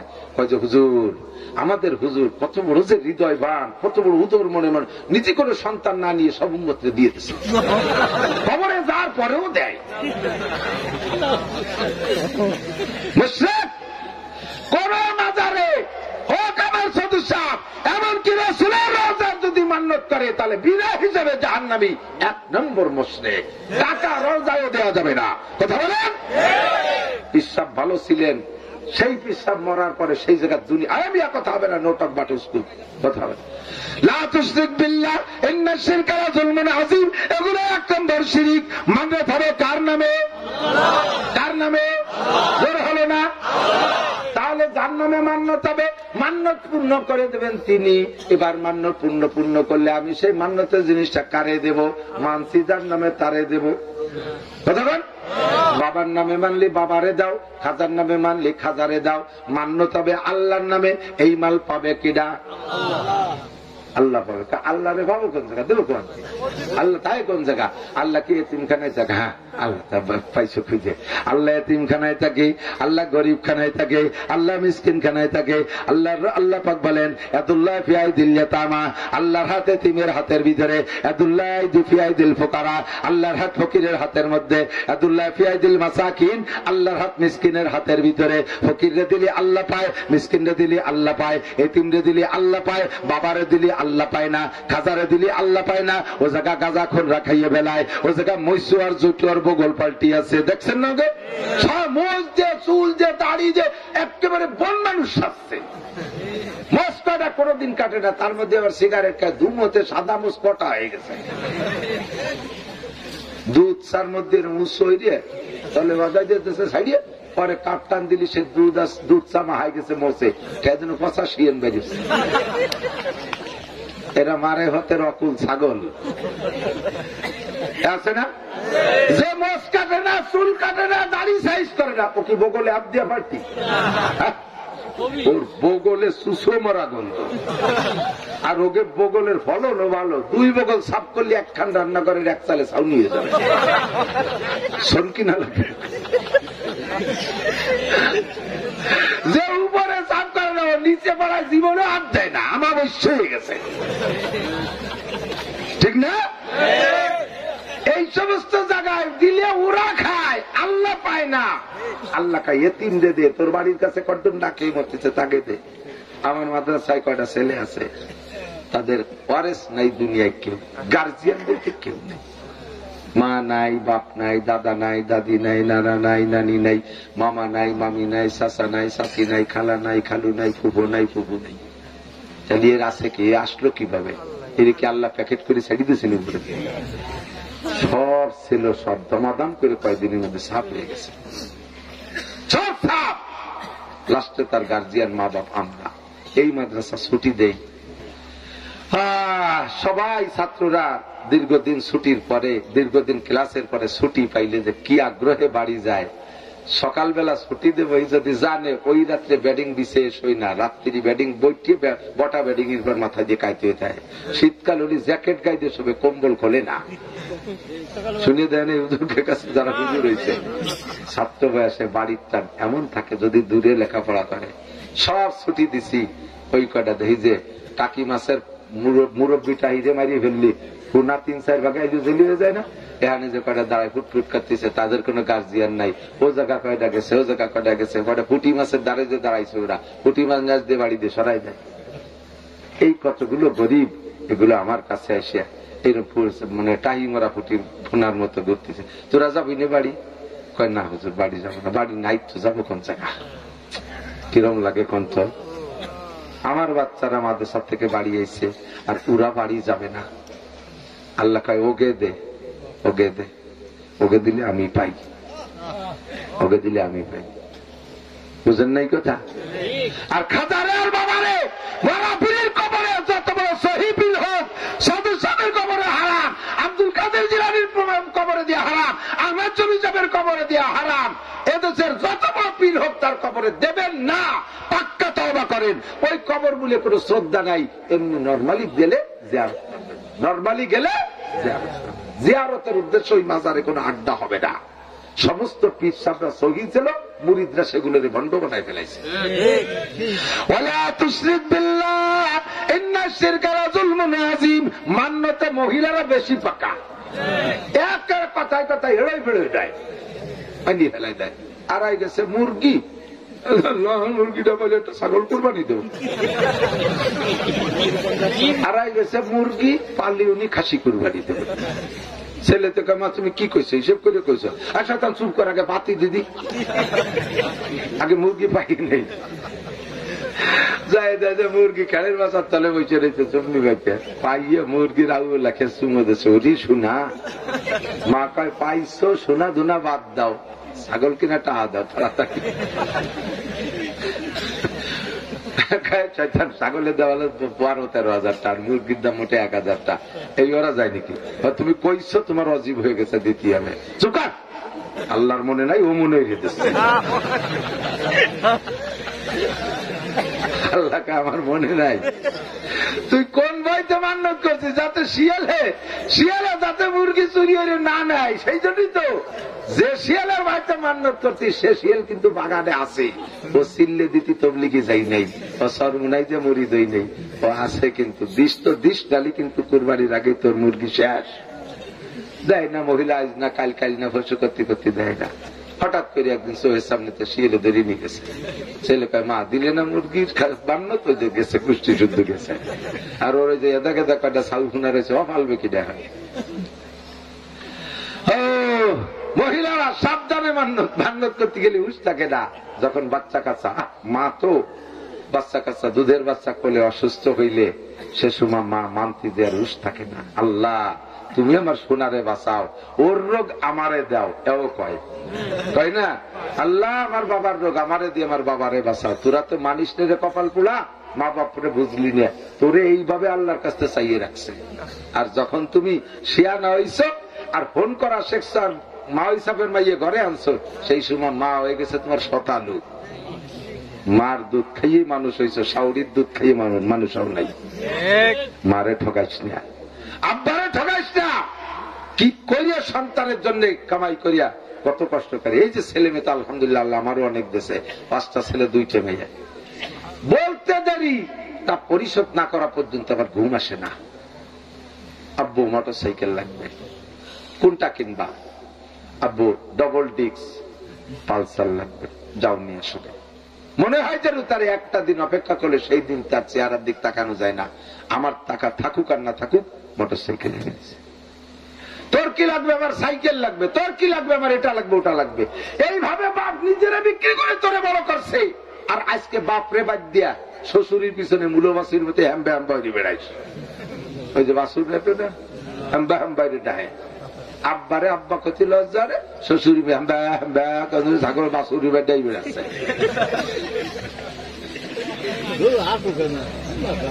ঠিক কি ঠিক না? তুই মরার সময় কলেমা নসিব হবে না, মনে রাখিস। এই আব্বা মা কষ্ট করে বড় করছে, তাদেরকে ভুলে যাস না, তাদেরকে ভুলে যাস না। পিসাবরে খাওয়ানোর চাইতে 1 কোটি গুণ বেশি দামি হবে আব্বারে খাওয়াইলে, মারে খাওয়াইলে। 1 কোটি পীররে খাওয়াইলে যা হবে তার চাইতে বেশি দামি হবে আব্বা মারে ফরান ধরে খাওয়ালি। 1 কোটি পীররে লুঙ্গি কিনে দিলি যে সওয়াব হবে, আব্বা মারে একটা লুঙ্গি একটা শাড়ি কিনে দিলে তার চেয়ে বেশি সওয়াব হবে। দুনিয়ায় নবী আল্লাহর পরেই সম্মানী মা সন্তানের কাছে কে? আব্বা মা। ধরে বলেন আব্বা মা, ঠিক কি ঠিক না? তারপরে নবী আল্লাহ নিজেই বলে ওয়াকাদা রাব্বুকা আল্লা তা'বুদু ইল্লা ইয়াহু ওয়া বিল ওয়ালিদাইনি ইহসানা। আল্লাহ পাকের চির সিদ্ধান্ত, ওয়াকাদা রাব্বুকা, আল্লাহর চির সিদ্ধান্ত, আল্লাহ তা'বুদু ইল্লা ইয়াহু, ইবাদত করবা কার জন্য? আল্লাহ তা'বুদু ইল্লা ইয়াহু, ইবাদত হবে আল্লাহর। এরপরে আল্লাহ কয় নাই যে মুহাম্মদুর রাসূলুল্লাহ রে মানো, আল্লাহ কয় ওয়া বিল ওয়ালিদাইনি ইহসানা, এরপরে আব্বা মার প্রতি সুদৃষ্টি রাখো। ঠিক না? আমার মারা তোমাদেরকে পালনের জন্য এমন করে মান্নত সান্নত কইরা আল্লাহর কাছ থেকে চাইয়ে রাখছে, তবে মা তুমি মান্নতের ব্যাপারে সতর্ক থাকবা যেন শিরিক না হইয়া যায়। আল্লাহুম্মা আকমালতু লাকুম দীনাকুম ওয়া আতমামতু আলাইকুম নি'মাতি, ইসলাম পূর্ণ করে দিয়েছে, ওর মধ্যে কোনো গ্যাপ গর্ত নাই, সেইটুক তুমি কাজা দিয়ে বন্ধ করবা। ইসলামের কোন জায়গা বাড়তি নাই, সেইটুক তুমি কাশি দিয়ে বটি দিয়ে দাও দিয়ে কুপাই কাইকে খাটো করে ফেলবা, এই অধিকার তোমার নাই। আমাদের মুরব্বীরা ইসলামকে কোরআন হাদিস সম্মত ভাবে কোরআন হাদিস থেকে নির্যাস করে আমাদের কাছে নিয়ে আসছে। শবে বরাতে আমাদের জন্য ইবাদত আছে, নিশ্চিন্তে শবে বরাতে ইবাদত করবেন। ঠিক আছে? আগামী রাত দিবাগত রাত, কালকে রাত্রে ইবাদত করবেন, আল্লাহর কাছে চাইবেন। আজ হাদিসে আছে, ইবনে মাজার হাদিস, ওই রাত্রে সন্ধ্যা থেকে ফজর পর্যন্ত আল্লাহ পাক দুনিয়ার মখলুকের দিকে তাকায়, তাকাইয়া আল্লাহ পাক মানুষের চাওয়া অনুযায়ী তারে দেয় এবং ক্ষমা করে দেয় সকলকে, শুধু 2 ব্যক্তিরে মাফ করে না। 1 নম্বরে আল মুশরিক, 2 নম্বরে আল মুশায়েহ। 1 নম্বরে হলো মুশরিক, যে শিরক করে তাকে আল্লাহ তাআলা ক্ষমা করে না বিনা তওবায়, তবে ওই সময় তওবা করলে মুশরিককে মাফ করে দেবে। যদি শিরকি গুনাহ করতে থাকেন আর তওবা করেন তাহলে কাম হবে না। 2 নম্বরে মুশা বলা হয় ওই ব্যক্তি, যেই ব্যক্তি আত্মদ্বন্দ্ব কলহ বাড়ায়, নিজেরা গ্যাঞ্জাম ফাসাদ বাঁধায়, ভিতরে ভিতরে ক্রিমিনালি করে, গ্যাঞ্জাম বাঁধায়। 3 নম্বরে হাদিসের অন্য জায়গায় আছে আল হক, মা বাবার না ফরমান সন্তান যারা, আব্বা মাকে খেদমত করো না।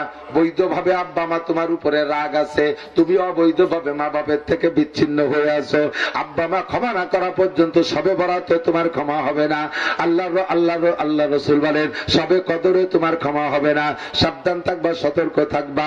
মৌলানা বলে গেছে, স্বামী স্ত্রী 2 জনের মধ্যে যদি বিভেদ থাকে, স্ত্রীর উপরে যদি স্বামী লিগাল ভাবে রাগ থাকে, লিগাল ভাবে রাগ আছে, স্ত্রী সেইটা যদি সমাধান না কইরা সারা রাত কান্নাকাটি করে, তাহলে তার কান্নাকাটি কবুল হবে না, তার কান্নাকাটি কবুল হবে না।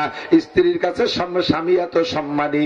আল্লাহ নবী বলেন লাউ কুনতু আমিরান লিআহাদিন লিআইয়াসজুদা লাআমারতুন নিসা আইয়াসজুদনা লিআজওয়াজিহিন্না, যদি দুনিয়ায় কেউ রেকের জন্য সিজদা করা বৈধ রাখতাম, মখলুকে সিজদা করতে পারবে যদি বৈধ রাখতাম, তাহলে সমস্ত নারীদেরকে বলতাম তোমরা তোমাদের স্বামীর পায়ে সিজদা দিবা। আল্লাহ ছাড়া কেউ সিজদা দিয়া যায়? এই জন্য সিজদা দিতে বললাম না। যদি আল্লাহ ছাড়া করে মখলুকে সিজদা করা জায়েজ থাকতো, তাহলে একমাত্র বলতাম যে স্ত্রীরা স্বামীকে ডেলি 1-2 পায়ে সিজদা দিবা। যদিও হুজুর বলেন নাই দিতে, কথাটার ওজনে কি বুঝাইছে যে সে সিজদা পাওয়ার যোগ্য সম্মানী। কথা বলেন, তাই বোঝা গেছে না? সিজদা পাওয়ার যোগ্য সম্মানী। আমার মা বোনরা স্বামীকে সেভাবে শ্রদ্ধা করে চলবেন। এবার আপনারা পুরুষরা সিজদা পাওয়ার যোগ্য সম্মানী, এই জন্য যাইয়ে যেন তার সে সিজদা দেয় না বলে কপালে লাথি দিয়ে না, যেন এই যে সিজদা দিলাম না, সিজদা নিয়ে নিলাম, লাথি গুঁতো দিয়ে। স্ত্রীরা মারবেন অন্যায়, শরীয়ত সম্মত অন্যায় যদি করে, শরীয়তের দৃষ্টিতে যেটা অন্যায়, তাহলে সেই জায়গা মারতে পারবেন, পিটাইতে পারবেন। পরিমাণ কি? লাঠিয়ান হবে বোর হাতের বিঘেতের 1 বিঘেত। মেসাকের সমান মোটা হবে, মুখ মাথায় বাড়িতে পারবেন না। বাইরে নাই যে ইয়ার কি আরে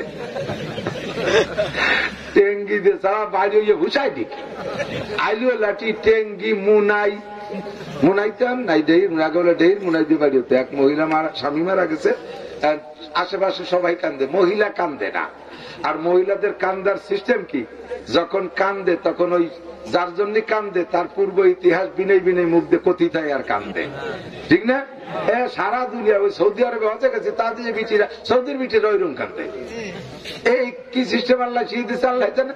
সারা দেশের মহিলা ওই কয়ার কান্দে, আর পুরুষটা খালি কান্দে, একে নিজলি কান্দা। আর ওই সবাই কান্দতেছেন, ওই স্ত্রীতে কান্দে না, স্বামী মারা গেছে। এক মহিলার কাছে তুই না কানলি মানুষ মাইন্ড করবে না, তো কান যে কানবো তো কি কইয়ে কানবো, কান একটা কইয়ে কান। এবার কানতেছে, বাবা কোনদিন মুনাই দে সারা বাড়ই নেই বাবা রে ভাই, বাবা কোনদিন টাঙ্গারি দে সারা বাড়ই নেই বাবা রে ভাই। মুনাই দে টাঙ্গারি দে সারা বাড়ই, এই কইয়ে কইয়া ওর জন্য কানতেছে। এইরকম মুনাইয়ার টাঙ্গারিতে ভাড়ানো বাড়ানো জায়েজ নাই। হ্যাঁ, সাধ্য অনুযায়ী না মারিয়ে পারলি মারবেন না, কথায় দিয়ে এই যে মায়ের পর্যন্ত যায় এলো আমার আপনার ত্রুটির কারণে। যখন নতুন নতুন নগদ নগদ বিয়ে করছেন তখন বোর কাছে এমন মুরিদ হইছেন, যা কয় তাই শোনেন, যা কয় তাই শোনেন, যা কয় তাই দেন, তাই মানেন। মানতে মানতে এখন মাথায় উঠে গেছে, এখন ওই জায়গাতে পেশাব করে দেয়, আগাগোড়া ভিজে যায়। শুরু থেকেই একটা দাপট রাখবেন পুরুষ হিসেবে। ভালোবাসার জায়গায় ভালোবাসা ঠিক আছে, মহব্বতের জায়গায় মহব্বত ঠিক আছে, তার চাহিদা পূরণের জায়গায় চাহিদা পূরণ ঠিক আছে, কিন্তু নিজের ভার গাম্ভীর্য ওয়েট ঠিক রাখবেন। নইলে মহিলাদের কাছে কিন্তু বহুত বড় বেকায়দা, ওদের কাছে ইজ্জত পাওয়া কঠিন।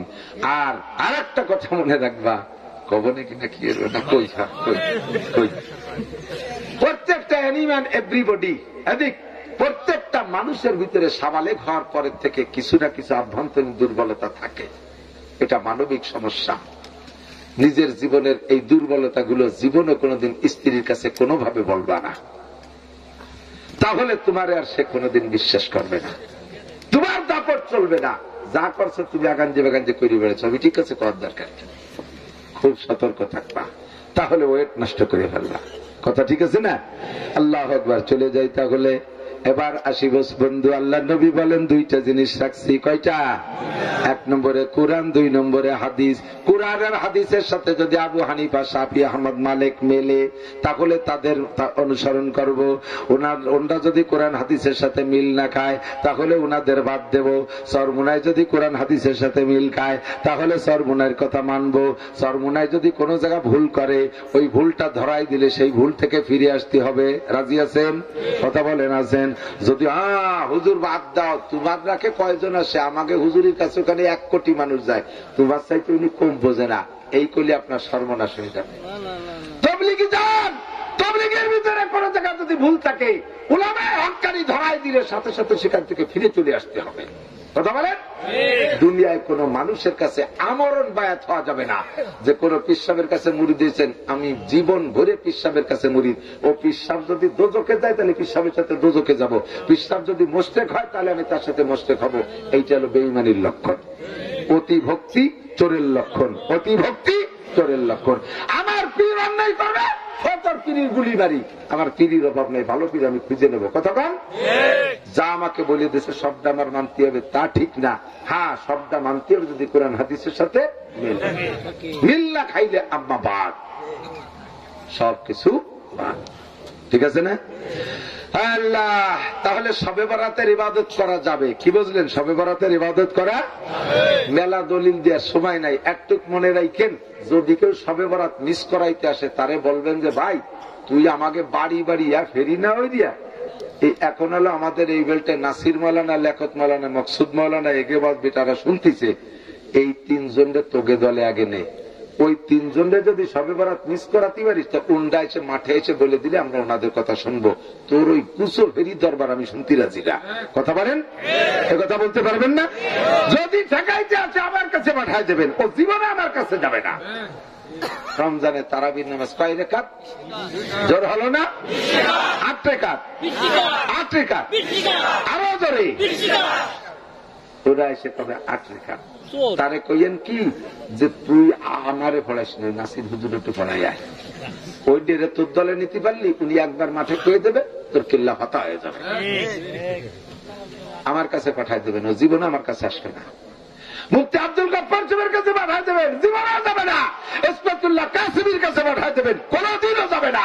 আমাদের মসজিদপুরের মাদ্রাসার উলামায়ে কিরামের কাছে পাঠাই দেবেন, কোনদিন যাবে না। যাবে আপনাদেরকে বিভ্রান্ত করতে। আরে কপাল পোড়া, মুসলমান যে কটা মুসলমান আছে তা তো আছে, তুই পারলি কটা হিন্দুরে মুসলমান বানা। এই মুসলমান কটার তুই আহলে হাদিস বানানোর জন্য পাগল হয়েছিস কে? কথা বল। এটাই বোঝা যায় যে ওটা একটা ভ্রষ্ট দল, একটা বিভ্রান্তিকর দল, ওটা সঠিক দল নাই। পারলি তুই কটা হিন্দু মুসলমান বানাইয়া তুই তাকে আহলে হাদিস বানা। আমার যে কটা আছে এটা যা ভর্তিছে তাই ভর্তি তাও। যে টুপি পরে না তার মাথায় একটা টুপি দে, যে পরছে টুপি পাস করলি তারটা কাড়িয়ে নিয়ে ছিঁড়ে ফেলাই দে, তার 100 টাকা দিস। এটা কি ইসলাম নাকি ইসলামের বিরোধিতা করা? ইসলামের বিরোধিতা না। কত মানুষ টুপি পরে না তারে দুটি ফেলাই দে, আর যে পরছে পাস করলি কেন সেই আগে তাই ছিঁড়ে ফেলাই দেবে। শয়তানি ছাড়া আর কিছু না, ঠিক না? দেখছেন না মুজাফফর বিন মোহসেন, ঠিক না? পাস করলি একটা টুপি মাঠের নিয়ে এক মুরব্বীর কাছে নাম রাখছে একটা শিয়া টুপি। শিয়ারা পাক পাঞ্জাতন বিশ্বাস করে, সেই থেকে শিয়ারাই টুপি বানাইছে, সেই টুপি সরমুনায়লারা নিয়েছে। চোর তুই যা তো, আমি হাজার হাজার শিয়া দেখে আসছি, হাজার হাজার শিয়া দেখছি, একটা শিয়ার মাথায় পাস করলি টুপি নাই। তারা যদি এই টুপির আবিষ্কারক হবে তাহলে তারা সেই টুপি পরবে? তো শিয়াগের মাথায় তো টুপি নাই, তারা পাগড়ি পরে। তারা এত বড় পাগড়ি বান্ধব যে ইমাম খোমেনির গোষ্ঠী, কিন্তু তারা তো পাঁচকলি টুপি পরে না। পাঁচকলি টুপি আমাদের আশরাফ আলী থানভী রহমতুল্লাহ আলাইহি, উনি বুনিয়াল ইসলাম আলা খামসিন, ইসলামের ভিত্তি 5টা, উনি সেখান থেকে 5টা কলি দিয়ে একটা টুপি বানাইছে। ওনার মতো এটা সেট হয়েছে, মুরিদ মুত্তাকিনরা পছন্দ করছে। আসলে টুপিটা ভালো লাগে। আর যত বুজুর্গানে দিন হুজুর পাক সাল্লাল্লাহু আলাইহি ওয়াসাল্লামকে স্বপ্নে দেখছে, সবাই এই 2 পাটটাই কিস্তি টুপি মাথায় দিয়ে স্বপ্নে দেখছে। আমার নানুপুরি হুজুর, আমার যশোরের হুজুর, আপনাদের সুটপার হুজুর খলিলুর রহমান শাহ মহারাজপুর হুজুর লম্বা টুপি দেখছেন না মাথায়? আমার নানুপুরি হুজুর, হাটাজারির হুজুর, সিলেটের হুজুর, হুসাইন আহমদ মাদানী বংশধর, সবাই হুজুর সাল্লাল্লাহু আলাইহি ওয়াসাল্লামকে যারা স্বপ্নে দেখছে কিস্তি টুপি। সেদিনকে একটা লোক সরমুনের অত্যন্ত ভক্ত, উনি নিজেও পাঁচকলি পরে, আমার মাথায় লম্বা টুপি দিয়ে বলছে, হুজুর আলহামদুলিল্লাহ আমি 2 বার হুজুর সাল্লাল্লাহু আলাইহি ওয়াসাল্লামকে স্বপ্নে দেখছি, 2 বারই আমি লম্বা টুপি মাথায় দেখছি। আমি টুপি এবার লম্বা হোক আর গোল হোক আর কিস্তি হোক, আমি তার ঠেয়াচ্ছি না, তা নিয়ে চড়াচড়ি করতেছি না। লম্বা টুপি মাথায় দিয়ে সরমুনাই গেলে ওয়াজ করতে দেয় না? আহমদ শফি সাহেব কি গোল টুপি মাথায় দিয়ে গেছে? যাই নেই। হুসাইন কি বলা হয়, নুরুল ইসলাম অলিপুরি সরমুনাই ওয়াজ করতে যায় না? এত লম্বা টুপি মাথায় দিয়ে যায়। টুপির সাথে তো আমাকে গ্যাঞ্জাম নাই। তুই পাঁচকলি টুপি টিনে টাইনি সিগার কিডা তোরে এই মাতুব বাড়ি দেশে কিডা, যে না পরে তারে দুটি ফরাই দে। কথা কেন ঠিক না? শয়তানি করবা না। সবে বরাতে ইবাদত, তবে হালুয়া রুটি হবে না। বেদাত যেখানে সেইটে ক, আমিও তাই কই। হালুয়া রুটি, গরু মুরগি পোল্ট্রি হবে না, এই তো বেদাত। এইটাকে ইবাদত মনে করে খাওয়া খাইয়ার বিতরণ করা করলে বেদাত হবে। ওই রাতটা হাসি খুশি আনন্দের রাত না, খাওয়া খাইর রাত না। কুমু লাইলাহা ওয়া সুমু ইয়াওমাহা, রাত্রে জেগে ইবাদত করো, দিনের বেলা রোজা রাখো। তাহলে রাতভর কান্নাকাটি করলাম, দিনভর রোজা রাখলাম, জিলাপি খাবো কোন সময়? এই হালুয়া রুটি খাওয়ার টাইম কোনটা? হালুয়া রুটি খাওয়ার টাইম একটা আছে। আল্লাহ নবী বলেন, মান ওয়াসালা ইয়ালিহি আন-নাফকাতা ইয়াওমা আশুরা ওয়া সাল্লাল্লাহু আলাইহি সাইরা সানাতিহি। মুহররম মাসের 10 তারিখে দিনের বেলা রোজা রাখা, রাতের বেলা ফ্যামিলির সদস্যদেরকে নিয়ে উত্তম খানা তৈরি করে খাবা। এর ওসিলায় আল্লাহ পাক আগামী 1 বছর রুজির বরকত বাড়াইয়া দিবে। তাহলে খাওয়ারও রাত দিন আল্লাহ রাখছে, 5টা দিন রাখছে আল্লাহ খাওয়ার জন্য আনন্দের সাথে। তার নাম হলো আইয়ামু ঈদ, ঈদের দিন, 2 ঈদের 2 দিন, আর ঈদুল আজহার পরে 3 দিন। এই 5 দিন রোজা রাখা পর্যন্ত আল্লাহ হারাম করে দিয়েছে। ওই 5 দিন পরাণ ভরে খাবি, তবে শবে বরাতে খাওয়ার রাত না। মুহররমের 10 তারিখে খাবি, শবে বরাত খাওয়ার রাত না, খাওয়ার দিন না। ইবাদত বندگی করে কাটাবি, পারা যাবে না? হযরত ওমর ইবনে খাত্তাব রাদিয়াল্লাহু তাআলা আনহু, এদিক খুব মজা। হযরত ওমর ইবনে খাত্তাব রাদিয়াল্লাহু তাআলা আনহু একদিন কান্তি কানতে এসে হুজুরের কাছে, হুজুর কান্তি, বড় একটা লম্বা মানুষ ছিল, বলা হয় যে কুল্লু তবিলিন আহমাকু, সব লম্বারা একটু বুকা হয়, বেশি লম্বা যারা তারা একটু বুকা হয়, কারণ ওই বুদ্ধি সারা গায়ে ছড়াই বড়াই গেছে, তো মেলা জায়গা ছড়াতে ছড়াতে পাতলা হয়েছে। একজন রাতের বেলা বই মরতেছে, আহাম্মকের আলামত, বই হেডলাইনে শিরোনাম আহাম্মকের আলামত, পড়তে পড়তে যায় যে আহাম্মকের আলামত, 1 নম্বরে মাথা ছোট, 2 নম্বরে দাড়ি লম্বা, মানে দুটি, আর 3 নম্বরে নিজে বডিও লম্বা, আরো কতগুলো দেখছে। কারণ সব পড়ে টড়িয়ে ওর ভিতরে ভিতরে নিজেরই সারা দিতে, পীর আইডে তো আমার মধ্যে আছে। আয়না ধরে দেখতেছে যে আমার মাথাটা কি ঠিক আছে নাকি, আর দাড়ির অবস্থা কি, তা দেখে যে মাথাও ছোট, দাড়িও লম্বা। এখন চিন্তাই করি, মাথারে তো আর পাম দিয়ে ভুলে বড় বানানো যাবে না, তো দাড়ি তো লম্বা, এইটার একটু কাটিয়ে খাটোল্লি করা, একদিক দিয়ে তো একটু কমলো। সকালবেলা পর্যন্ত অপেক্ষা না করিয়া কেসি কুচি খুঁজে পাইলেই এরপরে 1 মুঠ টাকা শূন্য, তো এইভাবে 1 মুঠ ধরে নিচে উপর দিয়ে আগুন ধরাই দিয়েছে, ওইটুকু ধরাই দেওয়ার পরে যখন হাতের দ্বারে গেছে আগুনই, তখন হাত ছাড়িয়ে দিয়েছে, প্যারাক করে সারা মুখ পুড়ি গেছে। এখন কয়েছে অরিজিনালি আমি আহাম্মক, রাত্রি হতে গেলাম কে, এতদিন দাঁড়িয়ে রয়েছে, সকালবেলা একটু কাটি খাটো হতাম। তো আসলে আমি আহাম্মক, লম্বা মানুষ একটু বোকা হয়, তবে বলা হয় কুল্লু তবিল আহমাকু ইল্লাল ওমর, হযরত ওমর রাদিয়াল্লাহু আনহু লম্বা হওয়ার পরে বোকা না। আইসা বোকা একেবারে পোলা পানের মতো কান্দিছে, ফেল ফেলায়, হুজুর কে ওমর কান্দেন কেন? আমার ভয় হচ্ছে। কি ভয়? কিয়ামতের মাঠে যদি আল্লাহ কয় ওমর তোমার সব বাতিল, আমল কিচ্ছু কবুল হয়নি, সব বাতিল। আর পুরো হাসরের মাঠে যদি আল্লাহ বলে সবাই ভেস্তে যাবে, একটা লোক দোজখে যাবে, আমার ভয় করতেছে সেই লোকটা আমি ওমর, আমি মনে হয় দোজখে যাবো। হুজুর, হুজুর সাহস দিলেন, ওমর তুমি যেদিন কলেমা পড়ছো তওবা করে, ফাউলাইকা ইউবাদদিলুল্লাহু সাইয়্যাতিহিম হাসানাত, আল্লাহ তাআলা তোমার বিগত সব গুনাহ নেকি বানাই দিয়েছে, তোমার ফান্ড সবচেয়ে বড় আছে, কোনো চিন্তা নাই, যাও। চলে গেছে খুশি হইয়া। কয়েকদিন পর আবার হাসতে হাসতে আইছে, খালি হাতে হাসতে। হুজুর ওমর এত খুশি, কয়েকদিন হুজুর আজকে একটা বুঝ পাইছি, আমার মনে সাহস এসে গেছে, হাসরের মাঠে যদি আল্লাহ কয় যে সবাই দোজখে যাবে, মোটে একটা লোক ভেস্তে যাবে, সেই লোকটা আমি ওমর। হুজুর ভাই আজকে এটা আবার কিভাবে বুঝলেন? কয় যে হুজুর আমি কোরআন শরীফ পড়তে পড়তে দেখি আল্লাহ বলতেছেন ইন্নামা ইয়ামুরু মাসাজিদাল্লাহি মান আমানা বিল্লাহ, যারা ইমানদার তারা মসজিদ বানায়। হিন্দুরা কি মসজিদ বানায়? হিন্দুকে ইবাদতখানা আছে না, ছোট ছোট একটু একটু ঘর, ওটা হলো হিন্দুকে 5 জায়গা মসজিদ, একটা দুটো মূর্তি আছে, একটু একটু ছোট ছোট বাড়ি বাড়ি, আর পুরো এলাকা জুড়ে বড় এক খান বানায়, ওটা লোকে জামে মসজিদ। হিন্দুরা কি আমাদের মসজিদ বানায়? বুদ্ধরা বানায়, খ্রিস্টানরা বানায়, মসজিদ বানায় কারা? মুসলমান। জোরে বলেন আল্লাহ পাক। হযরত ওমর বলতেছে আল্লাহ পাক সার্টিফিকেট দিচ্ছেন যে মোমেন যে সে মসজিদ বানায়, মসজিদ আবাদ করে, মসজিদের সাথে থাকে। আর আমি মসজিদে নববী, আমি মক্কা থেকে মদিনায় হিজরত করে আসার পরে 2টা মসজিদ বানাইছি আপনার সাথে।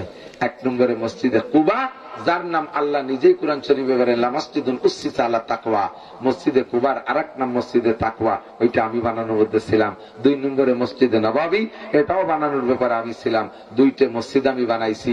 আল্লাহ পাক রব্বুল আলামিন আমাকে মোমেন বলে সার্টিফিকেট দিয়েছেন। আর মোমেন হইলে লাভ কি? আল্লাহ নিজে বলছেন কদ আফলাহাল মুমিনুন, মোমেনরা সফল। কাজেই আমি সফল, সব দুজকে গেলিও আমি মসজিদ বানানোর ফান্ড নিয়ে জান্নাতে চলে যেতে পারবো। এত সুন্দর একটা কথা না? তো আপনার আমার জিন্দেগিতে এরকম একটা গোপন ফান্ড থাকলে কেমন হয়? এর নাম হলো গোপন ফান্ড। এর নাম কি? গোপন ফান্ড। রাস্তার কারণে মসজিদটা ভেঙে গেছে, এখানে আপাতত উল্টো ভাঙাচুরা আছে, যতটুক আগাইছে তারা বাকিটুক কাজ করবে, ওখানে ইট বালি সিমেন্ট লাগবে। আপনার হালাল ইনকাম থেকে একটা গোপন ফান্ড কি তৈরি করতে পারবেন? ইনশাআল্লাহ একটা গোপন ফান্ড তৈরি করতে পারবেন। যদি কের কাছে থাকে তাহলে মোহাব্বতের সাথে 10,000, 20,000, 50,000 টাকা দেনেওয়ালা কোন আল্লাহর বান্দা থাকলে গভীর রাত্রে তার জন্য দোয়া করব, আল্লাহ তাআলা তার জন্য জান্নাতের মধ্যে আলিশান বালাখানা তৈরি করে দেবে। জোরে কোন আমিন।